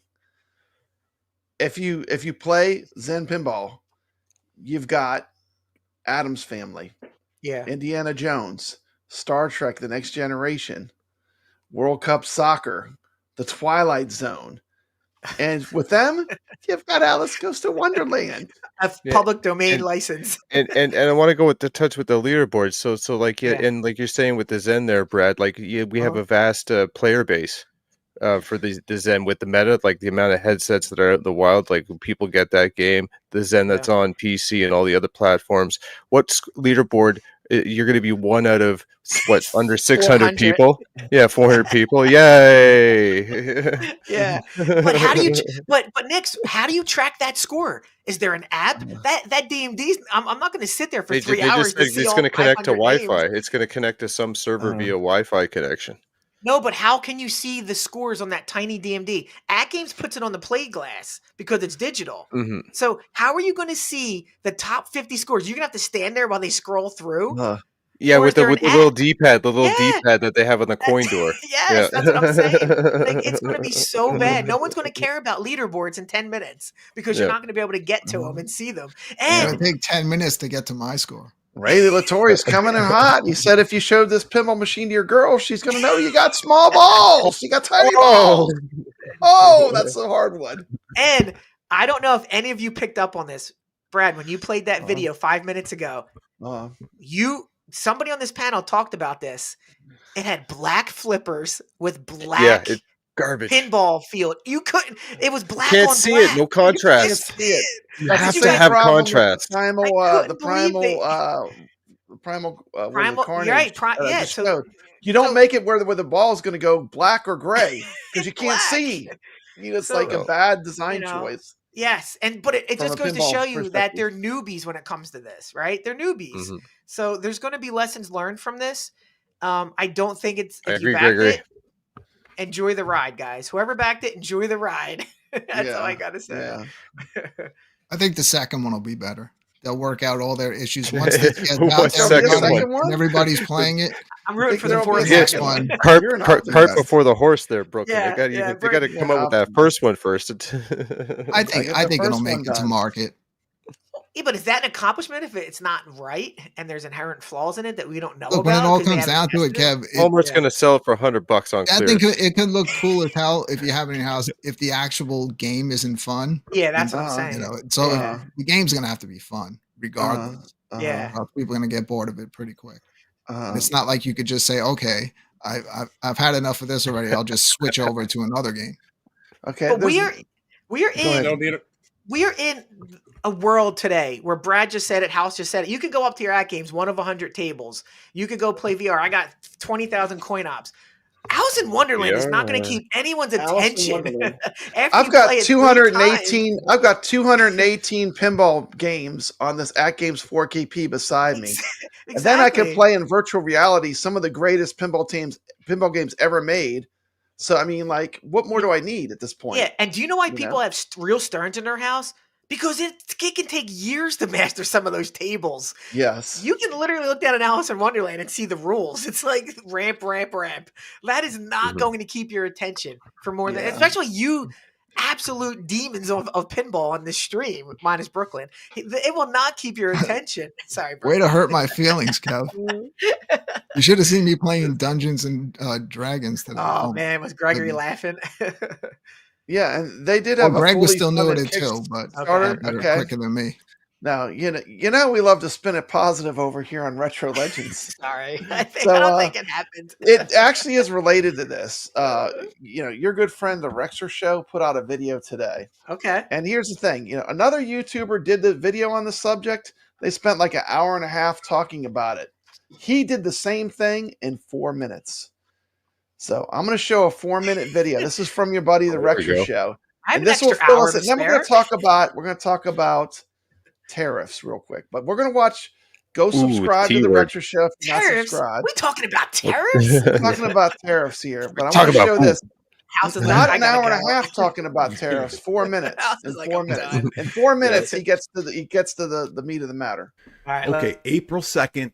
Nintendo announces Switch 2 at a base price of $449, and people aren't very happy about it. Let's just say they accepted it, though, until shortly afterwards, the game prices were announced and people flipped their shit about it. $80 for a digital game, $90 for physical. Are you nuts? You cracker! And let's not even discuss the fact that these physical games aren't even physical games. That's for another video. But drop the prices were the sentiments heard all over the world. Now, I'm going to tell you what I thought Nintendo was scheming the whole time, but I think they were caught off guard, and I'll get to that. First, going back to April 2nd, Trump was announcing his great tariff plan that would end up immediately crushing the global economy. And not soon after this, Nintendo announces they will delay the release of the Switch 2 in USA and Canada. But wait, it gets worse. Much, much worse. Here's how. China retaliates with their own 84% tariff on American goods. And then Trump retaliates again with the reciprocal of the reciprocal tariff, and now the tariffs on China become 125%. Oh, wait. They are actually 145% because Trump says the 125% didn't include the original 20% from back in February. So remember this, if China delayed immediately from the initial tariff, what the hell are they going to do about 145% tariff? Yes, the Switch is made in China, but they're not the only company that's going to be affected or impacted by these tariffs. Sony, Microsoft, all utilize Chinese factories to some extent to make their products. So although the focus now is on Nintendo, what is this going to do to the whole industry? Even in the arcade community, new items are all being put on hold and delay. Glenn's Retro shows FUcade on hold. And the highly anticipated iconic Street Fighter XXL arcade is delayed. Nah, I'm just kidding. That one isn't highly anticipated. Now here's the deal. I kind of thought that the gaming industry was fairly recession-proof. Even broke gamers would always find a way to buy a game or some new tech for gaming. Just like fast food, alcohol, and ramen noodles survive during tough times, modern console gaming always seemed to pull through. So how was Nintendo going to pull through this? Well, here is what I thought was happening behind the scenes the whole time with Nintendo. I think before the actual announcement of the tariffs by Donald Trump, I have to think that Nintendo knew this was coming. They knew that some sort of tariff rate or tariff was coming. It was all over the news, and Trump had been talking about this forever. So I think they planned for it in their pricing model. They had to know these tariffs were coming. And what they were planning to do was test the waters with their announcement, knowing pushback was coming, and then shortly later announce that even though the new tariffs would hurt their bottom line, they were not going to increase the cost of their games or consoles, hence making them look like they were doing something good for the community or something in good faith for the customer. But it backfired when they saw 84%. And then it even further backfired when it became 145%.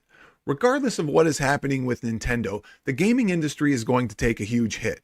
People will back their sentiments with their wallets. And we may be in for a big crash, or at least a big change in the industry. Maybe indie games soar. Maybe these large development companies can no longer survive. I'm not sure. But I'd like to hear your comments below. Let me know if the gaming industry is going to get crushed by these tariffs, or if you aren't worried at all. And let me know if you're still buying the Switch 2 no matter what the price is. There you go. There you 4 go. minutes.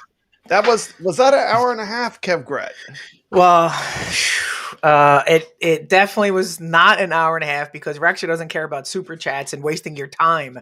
So he gets right to the meat of the moment there. Right to the meat of the moment. But I just got breaking news that Donald Trump just put a 150% tariff on B Kong's YouTube channel. So I don't know what that means, but B, you gotta pay your tariff, buddy. Sorry. Oh, yes. These tariffs are going to be the death of us. That's, I've never heard the word tariff so much in my life, and yet these tariffs have been around forever. Forever. Kev Gret, for the love of God. And then Glenn invites freaking James Hates Everything on his show. I actually turned it off. Like when it started, when I saw you, I just I can't watch this. Sorry. I'm a fan of Glenn's, but I cannot watch that. Sorry. No, I know. The journalistic integrity of James is not I watched it. I thought it was good. I know it's Brooklyn's little buddy down there, and they secretly play golf together Friday nights. But yeah. I love James. Fantastic guy. Do you guys eat Big Macs in his car and make videos on it, or is that? I would if we lived closer together. Well, that's what he does. Oh God, no. I anybody who sits and watches an hour and a half stream on a tariff, you need to go play some pinball and go watch a House of Hounds video on how to play good pinball and watch how to play pinball correctly, how to actually get scores, how to actually play where you can get some scores, how to actually play pinball. You watch it, and here's the thing: House always streams. He'll do these streams where he'll just be playing, and he's going to give you the wisdom. Yeah. So like if you want to learn the table, you gotta hang with the people that are good, then learn the tables. In the House, I love the streams you do where you're just kind of chilling, but he's also kind of explaining like, this is what I'm doing here. This is how you're gonna get better at playing this game. Isn't that true, House? Yeah, for sure. Unless it's incredible. You're a really good pinball streamer. I can't do it. Like when I stream pinball, I'm just doing everything I can to not suck, But you do a really good job. I think you're incredible. It's a talent to be able to do that because I can't do it. I mean, Nick's might be able to do it, but I can't do it. I can't play and talk. Honestly, it's hard for me. My whole philosophy is if I know something, I don't want to hoard it for myself. I want to share it with the community because I want everybody to be able to play at a higher level and get those big scores. It makes the competition that much better, I think. I feel the same way. Iron. And the fact that you enjoy it more because you're achieving success and exceeding your own expectations of what you thought you could possibly do. 100%. It's a great feeling. It's a great feeling, and you get to know the players. Like the players, when you get to know them, and you realize these are just like really cool people. Like we could go hang out in a bar. I mean, these are people I would like to hang out with. The people that are really playing the games are really super cool. That's all I got to say. Everyone I've come across that's actually actively playing in the playing community, not talking about it, not making videos about it. I'm talking about people that are playing the games like Papa Brad, who's the number 9 player for AtGames Pinball. People that are playing the games are super cool. I mean, what has been your experience, House? The people that are playing. Oh yeah, for sure. People that are playing, like this community, I love it. I got so addicted to this, But even if I'm playing a table that I've never played before, okay, I will. Chat helps you, man. I'll ask chat, what am I doing wrong? What am I missing? Is there something else I should be trying or a different strategy? And we'll work it out together. But there are other people who have more experience as well. So absolutely. And the great thing with pinball is the basic skills you learn, like a dead flip, like a post pass. These basic skills you learn, once you learn them, you can start incorporating them into any table. And playing pinball in general, you'll get better playing all pinball tables because so many of the skills will transfer. And even into real pinball, last time I went to Wayback's Arcade, I was just like slaying the pinball machines. And it just comes down to the familiarity, the comfort with letting the ball bounce off that flipper. Don't be so excited that every time it touches the flipper, you just hit the button. There's a strategy to it, and there's a beauty to it. And when you see really great players, the flow of the table, it is like a ballet. I mean, under glass. Yes. Sometimes patience pays off. And a perfect example, something that I learned from Tomato Grass, it was that up nudge. I call it the TG pass, but you up nudge when it's rolling down to transfer over to the other side on a Zen table. I was always trying the left and the right nudges and draining the balls instantly, and I'm like, well, that doesn't work.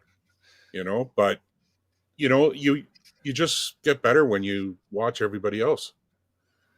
Yeah. I'm trying to become Yoda, so I'm going to start talking in third person. I think it's great that all you guys are so good and you're willing to share the knowledge because back in the day, you went to a local arcade. Billy Mitchell's not sharing that knowledge. Yeah, Billy didn't care. He wasn't going to tell you his tricks. No, and normally, like in the arcade, the best guy there was just play. He's not going to sit and talk to you, but sit there and tell you what he's doing. Watch like a Nick's video when we're doing these tables, and then watch your video. It's like that's awesome that you guys are willing to share that info because it definitely like I've learned so much by watching these tutorials that I would have never advanced at the level that I have if I didn't have this knowledge base. So. It just shows the community's willing to share that knowledge and not gatekeep any of that stuff for themselves. So, And don't get me wrong, with my streams, you're going to see me get frustrated. You're going to see me get a little pissed off. That's what makes it real, though. That's what makes it real. Yes, that's how it's made. Real. I'll cuss and swear, but I'm telling you, deep down inside, man, I'm having a blast. I love. I got a super chat. Hold on a second. Oh, did we miss it? I didn't see it. I got a super chat. Hold on. We got a super chat. Rainwater Games. Super chat for $2. Tariffs saving us from wasting money on junk. Possibly. Yeah. I mean, is the Switch 2 junk? Is Glenn's ALU, whatever, build FUK junk iconic? They're the three things that's being hurt right now, right? Everything else, and maybe ALP 4K will be more money now. Yeah. But to tell you the truth, if none of those things come out in the next year, I mean, Are we all gonna not have things to play? No, I mean, we have so much already. Yeah, we're good. Well, they'll sell what they sell, but they're going to take a hit. Like, there's a lot of people that aren't going to spend this kind of money. Exactly. What is innovative? What new is there to offer? There's nothing. Nothing for the Switch 2. Nothing. I don't. Who goes to what, a mouse control? Ooh. To be honest. PC. Yeah, exactly. A mouse that you have to like. Yeah, exactly. And I'm telling you, that looks so comfortable with my big mitts, man. Yeah, and I think I'll be able to wing that around like I'm playing an FPS easy. Yeah, and House, what do people do with their Switch? They sit on the couch. How are you gonna? Now I need a mouse pad and a desk to play my Switch, dude. I know. I want to sit on the couch. It's so bad. It's like, come on, guys. I got a quick video for Jeff. Hold on, I'll play a quick video for Jeff. All right.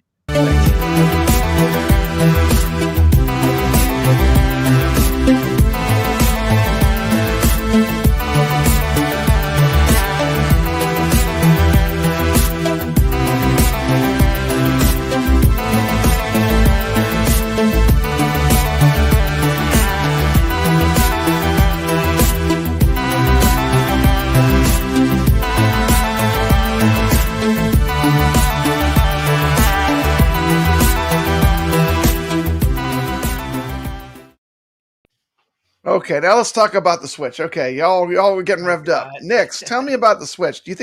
What do you think about the Switch? Are you buying one? No, I'm not buying one. I've seen more about it and seen comparison videos of what the upscaling of the Switch 1 titles that they want to do. It doesn't look that much different. Like graphic improvement. They just said load times. Like Legends of Zelda, that'll load quicker. The fact that you don't get your physical games, it's a game key. There's no game data on the card, so your physical media is gone as well. At $80 a game. It's becoming a luxury item. This thing. Switch 2. Yes, but it's not like imperative I have it on day one because let's all be realistic. Nintendo is freaking awesome, and eventually they're going to put out a new Mario game, a new Zelda game, or something that you're only going to be able to play 100%. On Nintendo, and everyone's eventually going to buy this. But yeah, I don't need to have you buying? You day one buyer? No. I know Rexer is. The Rexer show is a day one buyer. Rexer is, yeah. He was very honest. He said, I am getting this, period. And I will harass him as much as he harasses my Evercade purchases, but I am not buying his day one. Why would I? Do I want to pay to hit the chat button on my Switch 2? No. Do I want to pay $10 to $20 for a demo to make me learn how to use the Switch 2? What is Nintendo thinking? You don't own your games anymore, guys. You're buying a physical game, but it's not on the disc. Nintendo lost their mind. In 2 years, when they have the OLED and it comes down in price, maybe, but Super whatever Mario Kart World is not a system seller. I don't care. And I still will say this on every stream you do. I want to pull up everyone's Mario Kart 8 or 9. I want to look at your progress because I guarantee you didn't unlock 100% of that game. And yet you're going to jump from that to this. We abandon our games and go to the latest and greatest. I'm telling you, enjoy what you have. The Switch 2 will be there in a year. You'll get it on sale. Now, they showed off a lot of amazing stuff during their presentation, tons of games, but most of those games aren't just exclusive to the Switch. You can play those on the PS5. Now, but you got to understand, you have people that are fanboys out there. They'll never get it.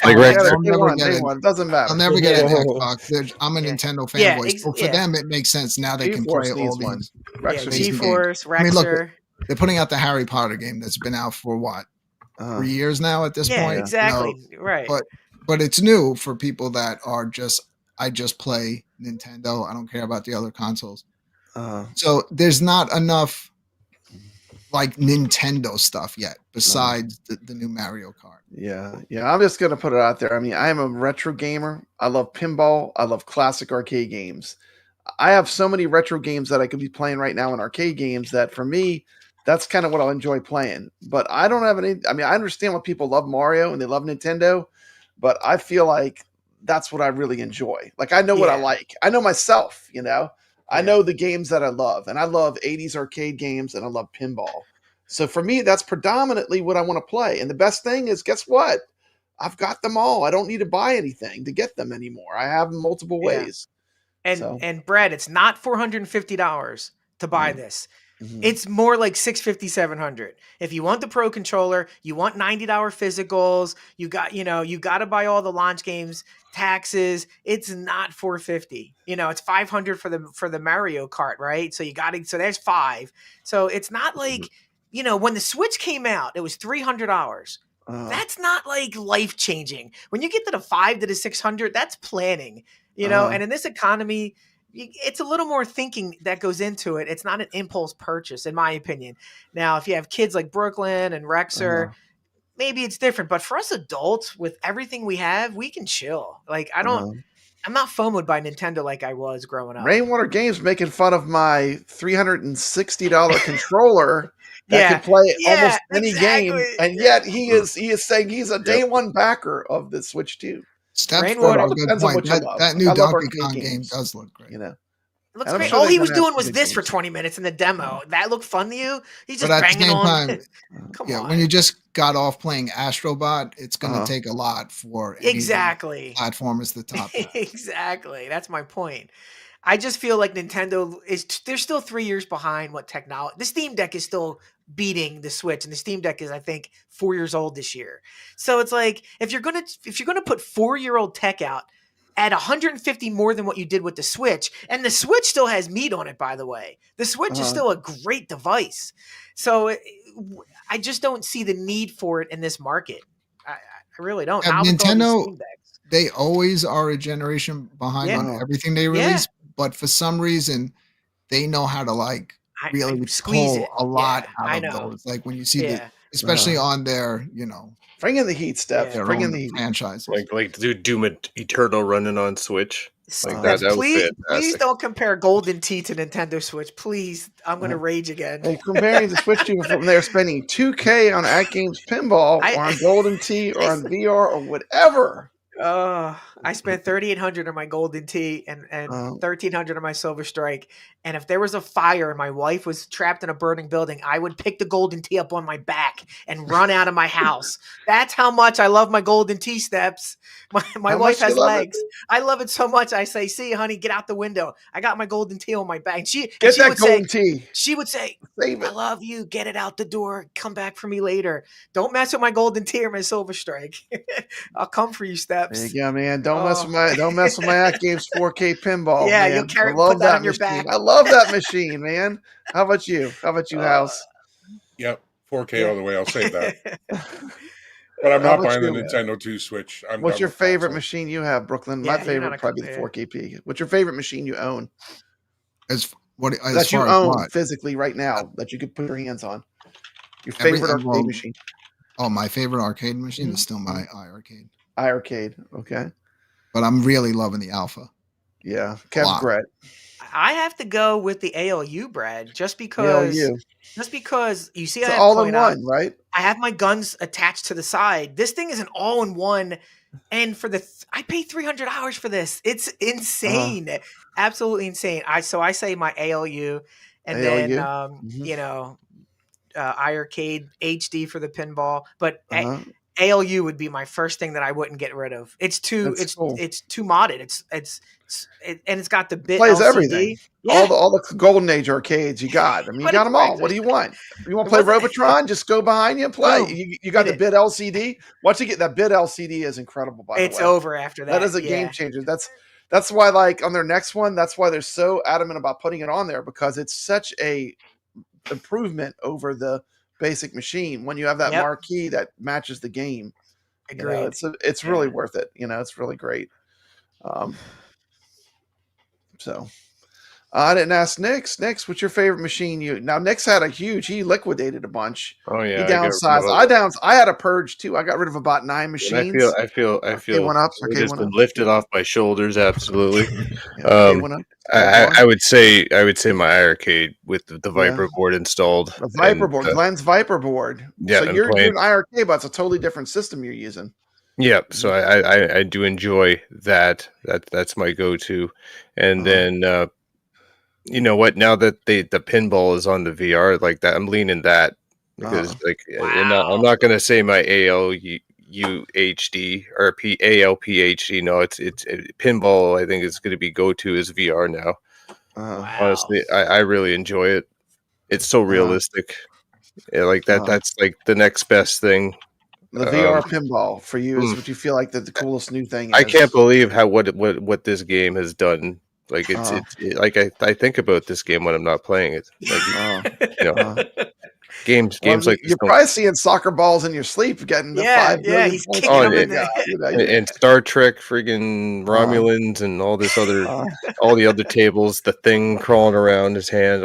Paul Barnes says he feels 20 pounds lighter after the purge. He purged some machines. The purge. I'll tell you what, a good purge is like if you have a lot of arcade machines, every once in a while you got to clean house, right? Yep. Isn't that right, House of Hounds?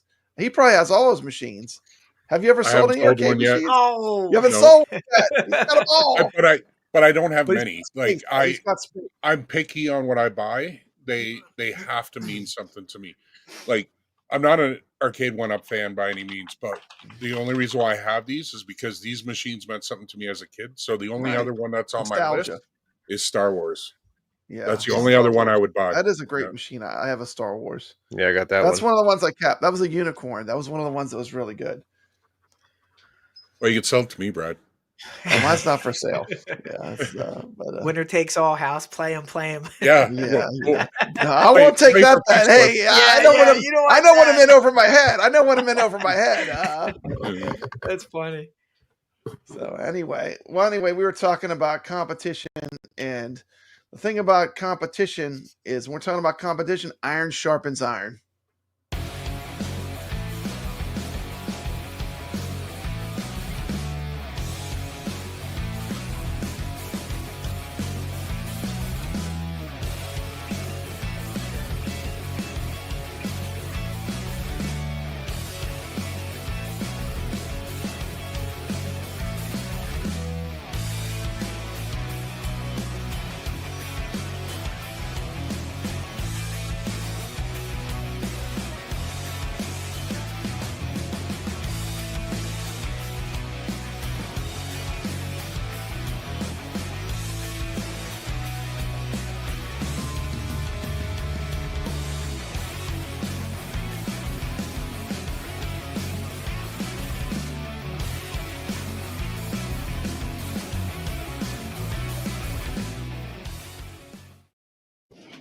Alrighty. We're gonna go over the scoreboard for the week. We played Donkey Kong.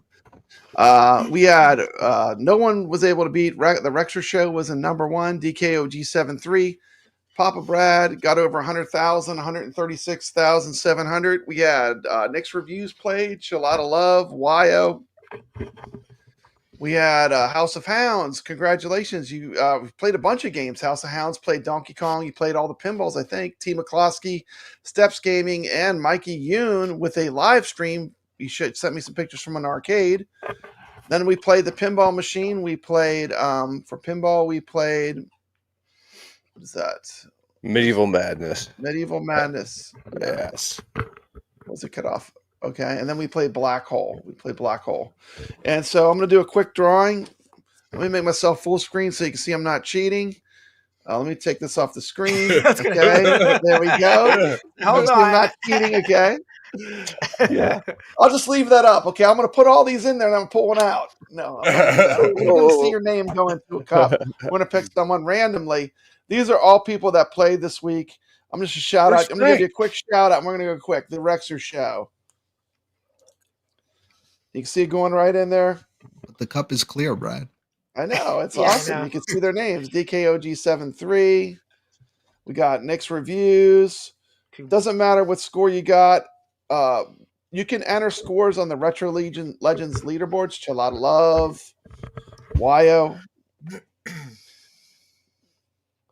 We got House of Hounds. Nope, let's stick it together. Hold on. That's the only name you need to put in there. That's it. You've won before. Congratulations. No, I haven't. Yeah, you won. You won at AtGames. I think he was the first. No? I thought you won. I've never. No, I think you're mixing up Blue Juice. Oh, Blue Juice won. That's right. T. McCloskey. T. McCloskey.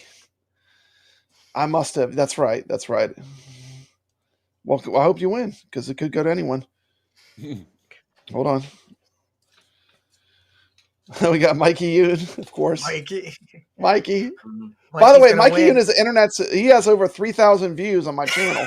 Mikey Yoon. I have a video called "Mikey Yoon is not Rexer." It's got 2 videos have over 3,000 views. Dave LB. Dave LB, get in touch with me. You won a prize last week. Get in touch with me, Dave LB, if you're watching some restream. We got Ballydurn. I'm sorry, just bear with me. I'll go as quick as I can. We got Steps Gaming with a last-minute score. Congratulations, Step. She put in a score. Did we take her out? We got Jabba. Trash Golden Tea, Brad. Get her out. No. Everyone's invited to this party. Damn. Sacro, great arcade gamer. Look how full this jar is. I was going to say, you're going to need 2 cups. We're growing. Pretty soon I'm going to need 2 of these. We got Herb Wars. By the way, Herb Wars, thank you for getting an extra arcade. He did use my code. So he's one of the... I got a sale finally. We just missed. I got one. Okay. You did it. Okay, here we go. Shake it up good, Brad. Shaking it up good. Let's go. Knock your bunny ears off. It looks like Tom Cruise in Cocktail. I'm not looking. I'm turning away. Oh, that looks like Snakes. Oh, can the panel win? Okay, now, there you go. Just to be clear, you can pick Pinball FX VR pinball tables. You can pick an AtGames gift certificate. I'll get you something cool. Whoever wins, it'll be something you like. Not something, because these prizes, it's for you, the people that play. So if you want to get a prize, all you got to do is play. Okay, that was completely fair. Could that be rigged? You can get the Universal pack now. I know. Whatever pack you want, I'll buy for you. No, wait, he already has it. Does he? Yeah, he beat me in Knight Rider. Oh. Yeah, because I got a referral from Sacro for the headset. Okay. From the referral program. I got $35 credit on the Meta store. That was nice, and so did he. So he was able to buy a pack too. So, well, there you go. Just keeps on giving. Yeah, Paul Barr says it's rigged. Okay, well, congratulations, Nix.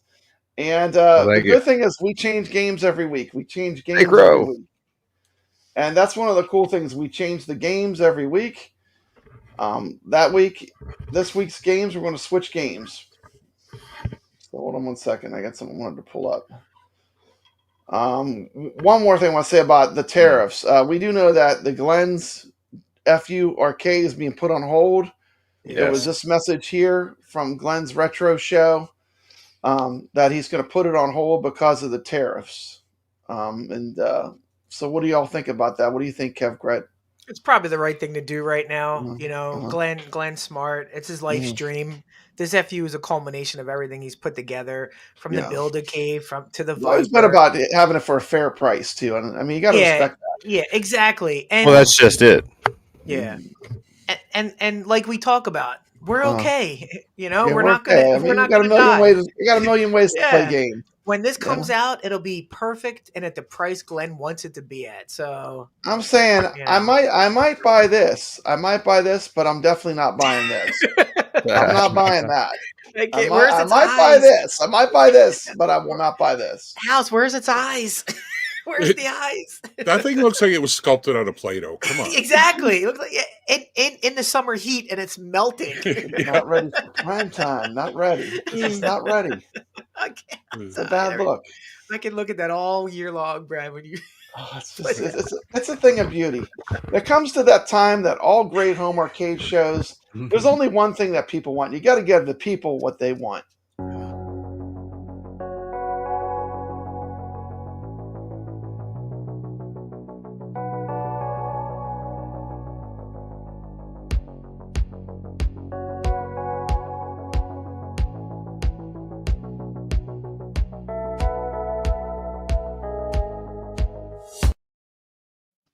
Anyway, so I did play that for a reason. I'm going somewhere with this. Oh my God, I can see people seething with anger. I did play that for a reason, and because the next game we're talking about, there is a great arcade one-up video. Who's the king of all arcade one-up YouTubers? Wow, you talking about either? Well, I finally found something Arcade One-Up couldn't screw up. A high scoreboard, dry erase. This is the best thing they've ever done. Thanks, Arcade 1-Up. It goes perfect with my Centipede. There you go. That is the game of the week. We're going to be playing Centipede. And here's a short that I made about Centipede. It's very short, I promise.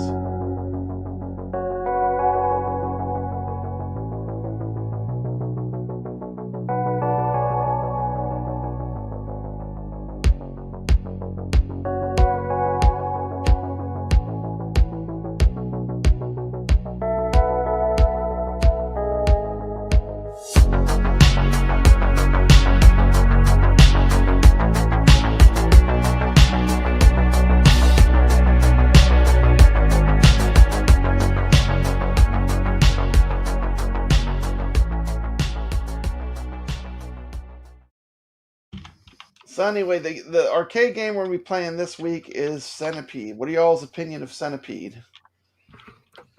It's a tricky one. It's a tricky one. It's a tricky one. Got to have What's good tricky fast. about Centipede? Well, you got to have fast reflexes for one, and there is a gimmick. There is a strategy to it. It's not easy to accomplish. To get good, but yeah, I can only score so far. It's one of those games that eluded me many years. It's hard for me to master. Learn, difficult to master. The mighty Centipede. Easy to learn, difficult to master, right? So we're going to be playing the arcade game Centipede all week. Nice. 1981, developed by a woman, Kev Cret. Wow. And my wife, it's her favorite game of all time. Like, it's one game she will play every time. Every time she sees a Centipede, she will park down there. This is her game. Wow. And that's her favorite game. She will probably put in a score, too, because she loves to play that game. So that is our arcade game of the week, Centipede. It is up on the leaderboards right now. The codes for the game are in the description of this video. You click on those codes, or you can just go to our, if you use any link and go to our iScored leaderboard, all the games are in there. I think iScored's pretty easy. What do you, you've put up some scores, House. Did you have a hard time putting up scores? I haven't put any scores up on Centipede yet. But on iScored, you put up scores. That's what I'm talking about, iScored. Oh, yeah. It's easy. You just click on the link and you just put in your score and shoot a photograph. It couldn't be easier. And we are using the same arcade scoreboard system that real arcades use. So, trying to keep up with the chat here. Yep. Okay. Let's see. How is it possible I hate Arcade went up when I have more of their products than all the shills who showed them? Riddle me that. Brooklyn, you're being awfully quiet. Just trying not to Brooks like, I'm trying to I'm invisible. He's friends with all these guys now. We can't. He is friends. He's got to watch what he says. I've always been friends with everybody. Yeah, that's cool. I don't think any of them like Arcade 1-Up anymore either. Yeah, well, that was their life for 5 years. That's the joke. That's the joke.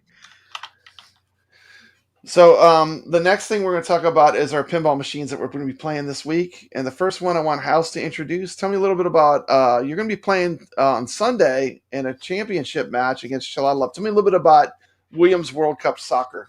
It is a brutal table. If you miss a shot, it's painful. Maybe in VR it might be a little bit better. But the 4KP, if you don't hit that spinner shot, that you're not going to score well. Okay. Now, I know some people might not be familiar with what we're talking about. This is our pinball machine for the week. Now, you can enter your score. You can put it in Pinball FX VR. You can enter your score in AtGames 4K Pinball. You can enter your score in Pinball FX. Is it on FX3? I don't know if it is. World Cup Soccer. I don't think it is. Oh, I can't recall. But I know it's in Pinball FX. But I'm going to play a quick video. This is why I love Williams World Cup Soccer. It's 4 minutes long. So if y'all need a break, we got a 4-minute video. Beautiful table. Here we go. Let's take a look at World Cup Soccer. World Cup Soccer Pinball captures the excitement and energy of the 1994 FIFA World Cup. The vibrant artwork, the sound effects, even the playfield design transports you right into the heart of the soccer action. It's like having a mini World Cup tournament in your own home. One of the standout features of this table is the gameplay mechanics. Here are a few reasons why the gameplay is so engaging.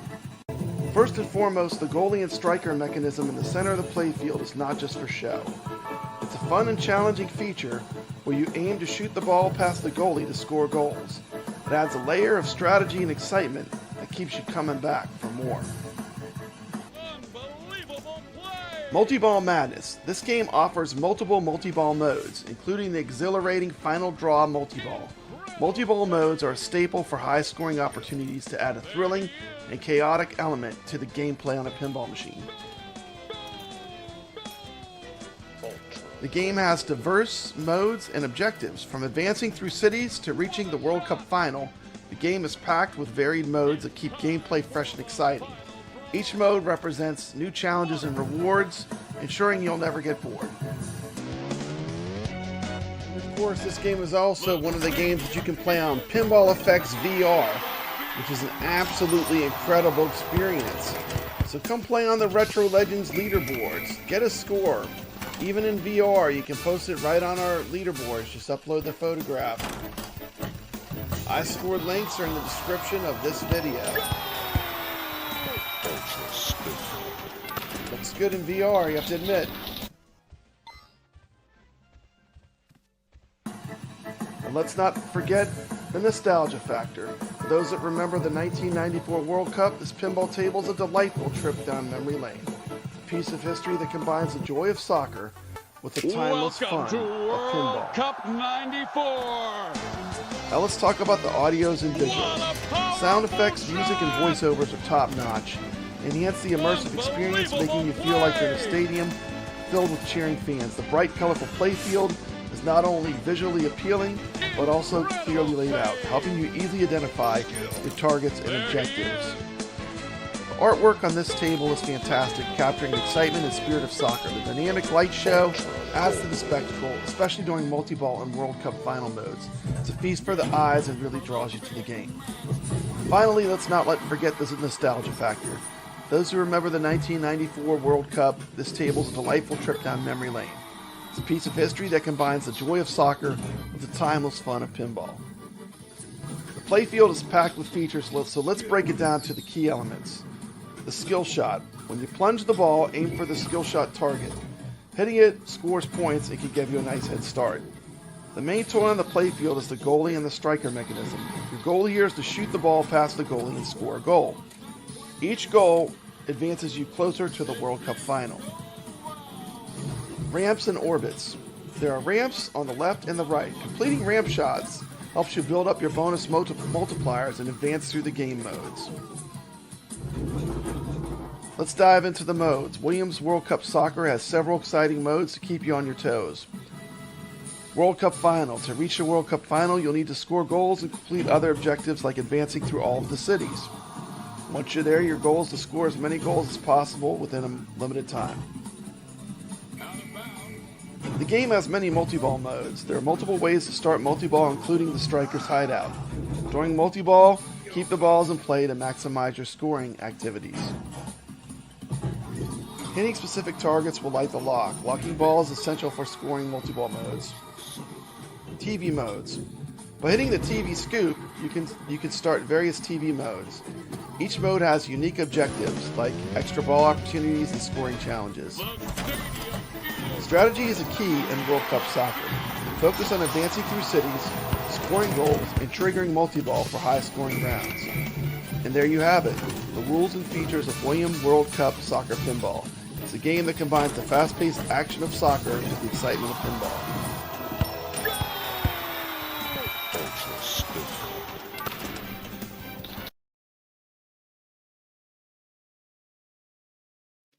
That's my tribute to World Cup Soccer nice. Pinball. We have a goat table from Tomato Grass, and I agree.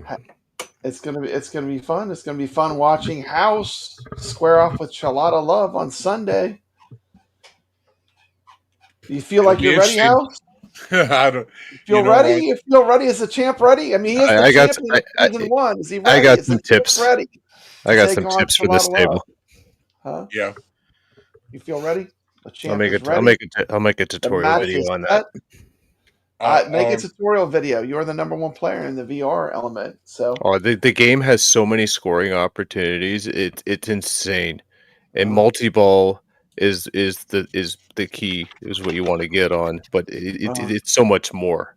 And I'll get into that. Like it's going to take me time to talk through, but like it's just it's a wonderful table.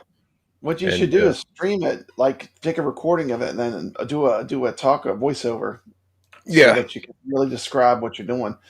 And, yeah, definitely. I'll do that. This is the #1 player in the world at VR Pinball FX VR World Cup Soccer. That was an insane game. Congratulations. I had so much fun playing that session. Oh. So we do three things. We have Centipede, we have World Cup Soccer, and we have Natures Fury. I'm not going to torture the panel watching my Natures Fury video. I did put it on my channel.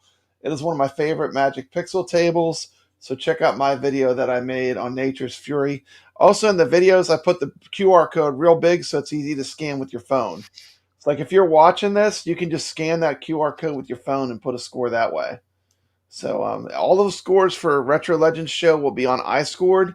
And the only way you can win a prize on this show is to play. If you play, you're eligible. So that's pretty much the tournaments. Did y'all have any questions on the tournaments? Anybody?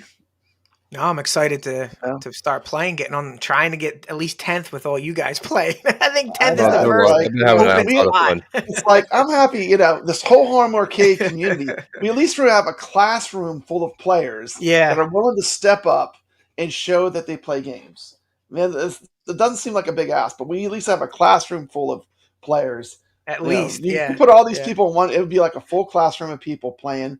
And you know what? When you go to these events at like barcades and stuff, there's usually just a handful of people that play anyway. So it's like we're making our own tiny community of people that really love to play games. And we're playing the best games. Like, we're playing the top stuff. We just played Donkey Kong. This week we're playing Centipede. We're playing really great pinballs. So I'm excited for it. And with that being said, I only got a few more segments.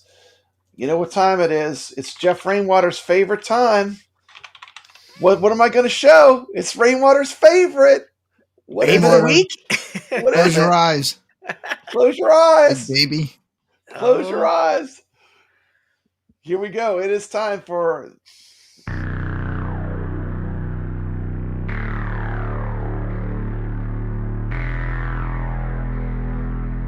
That's a very common name. Do you think she's been successfully unfrozen? This place. Where is it?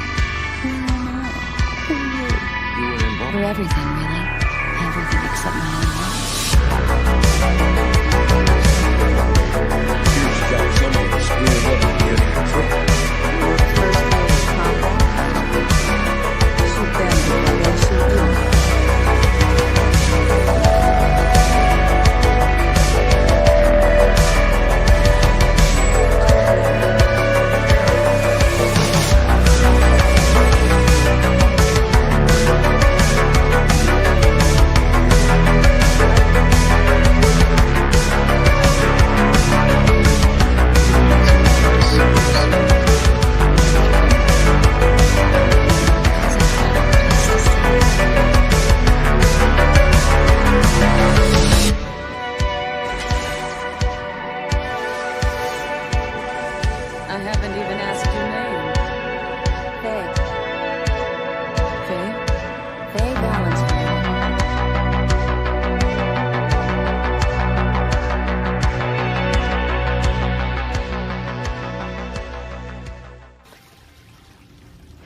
Were you in there listening, Spike?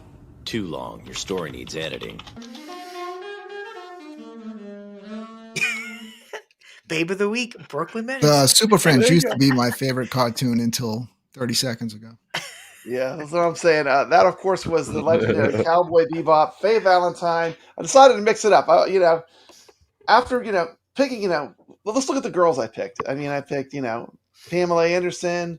We had, who else did we have? Cameron Diaz. 2 porn stars right there. Got both my videos flagged right there. So I decided to go a little safer this week. A little more safe for work. And our Retro Legends are always safe. Yeah, cartoons are always safe. Take Rainwater's wrench, and kick him out of the chat. He just unsubbed. Yeah. He's telling me there are not enough nipples in this cartoon. Jesus. Now he's talking a big game. Yeah. Now he's talking a big game. And privately, he says his eyes are burning out. So, that is. You wanted the hunk of the week. You wanted the hunk of the week. Oh my goodness.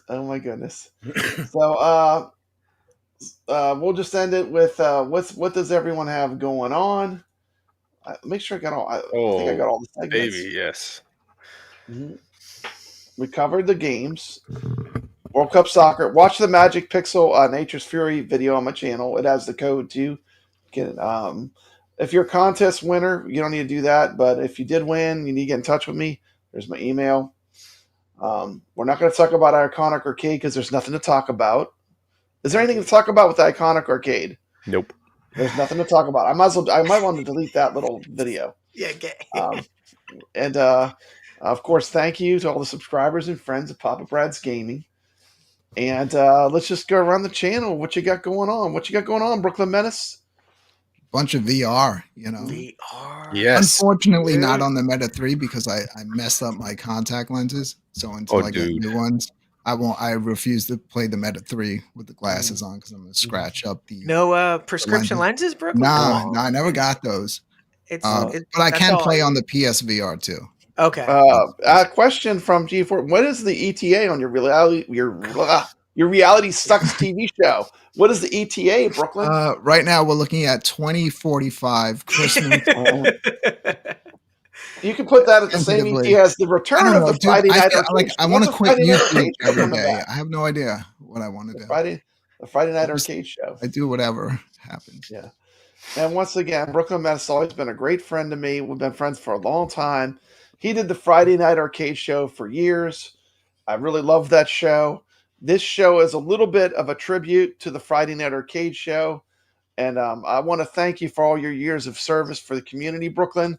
Always loved your show. Always loved streaming beside you. Sometimes you confuse some of my viewers. And I love that you confuse them. I mean, they don't get your sense of humor, but I know you really well. And I'm so glad you're able to join us. I think I behaved tonight. You did great tonight. Yeah, you were very safe. Great show. Yeah, I need to apologize for my behavior, Brad, on your show. I normally do this. Absolutely don't apologize. I apologize. Got to get it out there, man. But definitely, if you're not subscribed to Brooklyn Menace, and for the love of God, Xarcade, send this man a machine. Come on, you sent everyone on their grandma's This guy here is Mr. VR for home arcade community. Give him a machine. Why doesn't he have a machine?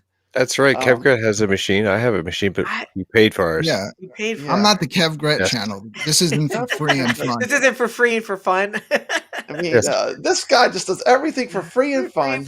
Yeah, two paying customers saying give Brooklyn one for free. Yeah, exactly. Two paying customers are begging for you to get it for free. I do love pinball, and if you love pinball, they get a lot of content out of me. If you love pinball, do yourself a favor. Let's get this guy to 500 subscribers and subscribe to this man right here. This is the guy that's going to teach you how to play virtual pinball. I'll be watching you Sunday. Here's your 5 minutes, House of Hounds. Tell them once again, where can they tell us about your channel? Tell them about your upcoming big match coming up. All right. I stream on YouTube and Twitch, House of Hounds TV. And this weekend, Sunday, at 3 p.m. Eastern, 2 p.m. Central, I'll be going against Shalata Love, which he has not been defeated this season, I believe. So one of the super wizards. Yep. Yeah, it's going to be a tough match. Anything can happen. I'm definitely not the favorite this time, and I've got a mark on my back. So, and you are the winner of season 1 of Battle of the Streamers. So officially, House of Hounds is officially the best playing head-to-head live AtGames pinball player that has been in the Battle of the Streamers. So congratulations. No one can. You know what? You got a lot of firsts. You were the first guest ever on the Retro Legends show. You were the first person to win the Battle of the Streamers. And I want to say thank you. It's always been a pleasure working with you and talking to you. He helped me set up my virtual pinball streaming so I could stream pinball with good quality. He did it all for free, and he didn't ask for anything. And for fun. and for fun, and it just goes to show you how awesome a community can be. I did not know how to make that stuff work. I'm still learning, but he got me started at least. But I want to thank you again for all your help. Nick's Reviews, tell us a little bit about your channel. This guy is a gamer. I mean, if you want to see someone, he is a gamer. This guy's a gamer. My channel, I dabble in a bunch of a little bit of everything, video games, retro, VR, pinball, and I get into some strategies on some of the retro arcade stuff, and definitely pinball. I deep dive into how to play the tables and just get a higher score, because I also believe that learning how to play the game and properly, it allows you to enjoy it more, and taking tips from the people that know how to play it, and being able to integrate that into your own game. It's a great thing to see. So I'm happy that I get the views on those videos that I make and stuff like that, and I appreciate the community for stopping by and checking them out. And by the way, I mean, the thing that's great is when you have a community of real competitive players. Nick's did a video on Berserk. I used his video to beat him at the game where he taught me how to play it. So being a good teacher, and that teaching people like how to play the games, is where the magic is. Because I mean, I love these games. I've been playing them my whole life, and to have someone come out with fresh eyes, teach me things I didn't know, it was incredible. So I want to thank you for your service, for putting out videos, teaching us how to play these classic arcade games. And once again, he hates to lose, but I did beat you at Berserk. Yes, you did. You cleaned my clock, and I still have yet to beat that score. I'm still working on that. Leaderboards. He is absolute terror. All right, I have some breaking news. Yes. This just in. Mm-hmm. I am now number 1 on every table on the Friends leaderboards. That is awesome. Did you unfriend everybody? I unfriended everybody. You unfriended everybody. That is the only way. Only way I'm probably going to nice knowing you. Now that Nick's is now that I'm following him, every time I'm going to have to look up at him, which is I'm kind of regretting my decision for putting Nick's and Sacro and Lord Donkey Balls on my. Well, it's going to be fun, guys. It's going to be fun. Iron sharpens iron. You got to play with the good players if you want to get good. You got to play with the good players. You got to play with the good players. So, anyway. Well, thanks so much for watching. We appreciate everyone tuning in to Retro Legends every week. The show would be nothing without the people watching, so thank you so much. And did you have anything you wanted to share, Kev Gret? You do it for free and for fun. He does it for free and fun. Everybody on this show tonight was here on their own time for free and for fun, and I think we had a good time. I can't wait to see House on Sunday. And I'm going to be playing so much damn VR pinball this weekend. I can't wait. It's going to be awesome. It's going to be awesome. Can I promote one thing? Yes, absolutely. About 2 months from now, Kev Gret and I will be attending Too Many Games for 3 days of partying. We have 2 rooms that attach together. We're going to have the door open. We're going to have live streams going in the room. It's going to be a party all day and a party all night. Yes. We do have people joining us, but if you are in the Pennsylvania area, want to join us, you can always hit us up on the Discord. We're trying to get some people who definitely 100% know they want to go. Yeah, awesome. We'll have some fun. Definitely. Nice. I live closer. I would definitely go, but I'm so far away. But I know it's going to be a blast. We had a good time last year. It's only going to get better with all the people that could come. Now we planned it out a little more this year. So we got the rooms taken care of. Not sleeping in the same room anymore. Yeah, subscribe to everyone. I do want to give a very big and very special thank you to the Rexer Show, who said I could play the videos. And he is one of my favorite YouTubers. I mean, I know he's not everyone's favorite, but he just tells it the way it is. And he tells his own truth, right? And I respect that. He's a great guy. Do you have anything you want to say about the Rexer Show? Kev Brett? He's we talk daily. He's probably the best friend that I have in the community next to you guys. People don't know him like I know him.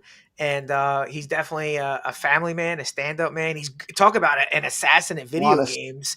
Insane house. He's like a gamer, real gamer. You are to pinball. Like he's on the Donkey Kong World leaderboards in the top 60 on all but take all that out of it. You call him up and need help with something game related or setting something. He's right there. And yeah, he's a little misunderstood in the community because he comes on hard. But I love the man. I respect the man, and I'm so happy to stream with him whenever we do shows. So, big shout out to the Rexer show, and thanks so much on your back. All the YouTube content creators that keep it legit. That's it. That's all I got to say. Yeah. Thanks for watching. Take care. I'm gonna send us out. Peace. Great show, everybody. Thanks. Well, Papa Brad's a game man. He's got passion in his soul. From pinball tables to Atari, he's always in control.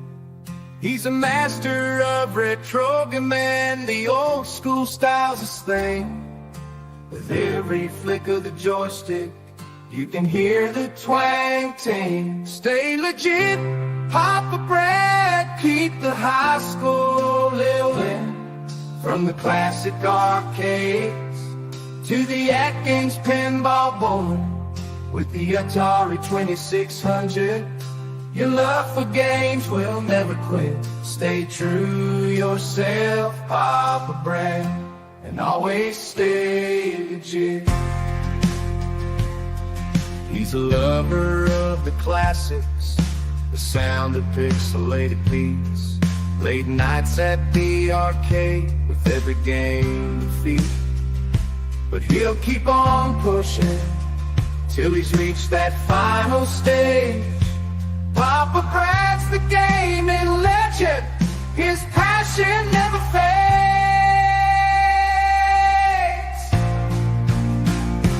Stay legit, Papa Brad, keep the high school rolling. From the classic arcades to the AtGames pinball board, with the Atari 2600, your love for games will never quit. Stay true yourself, Papa Brad, and always stay legit.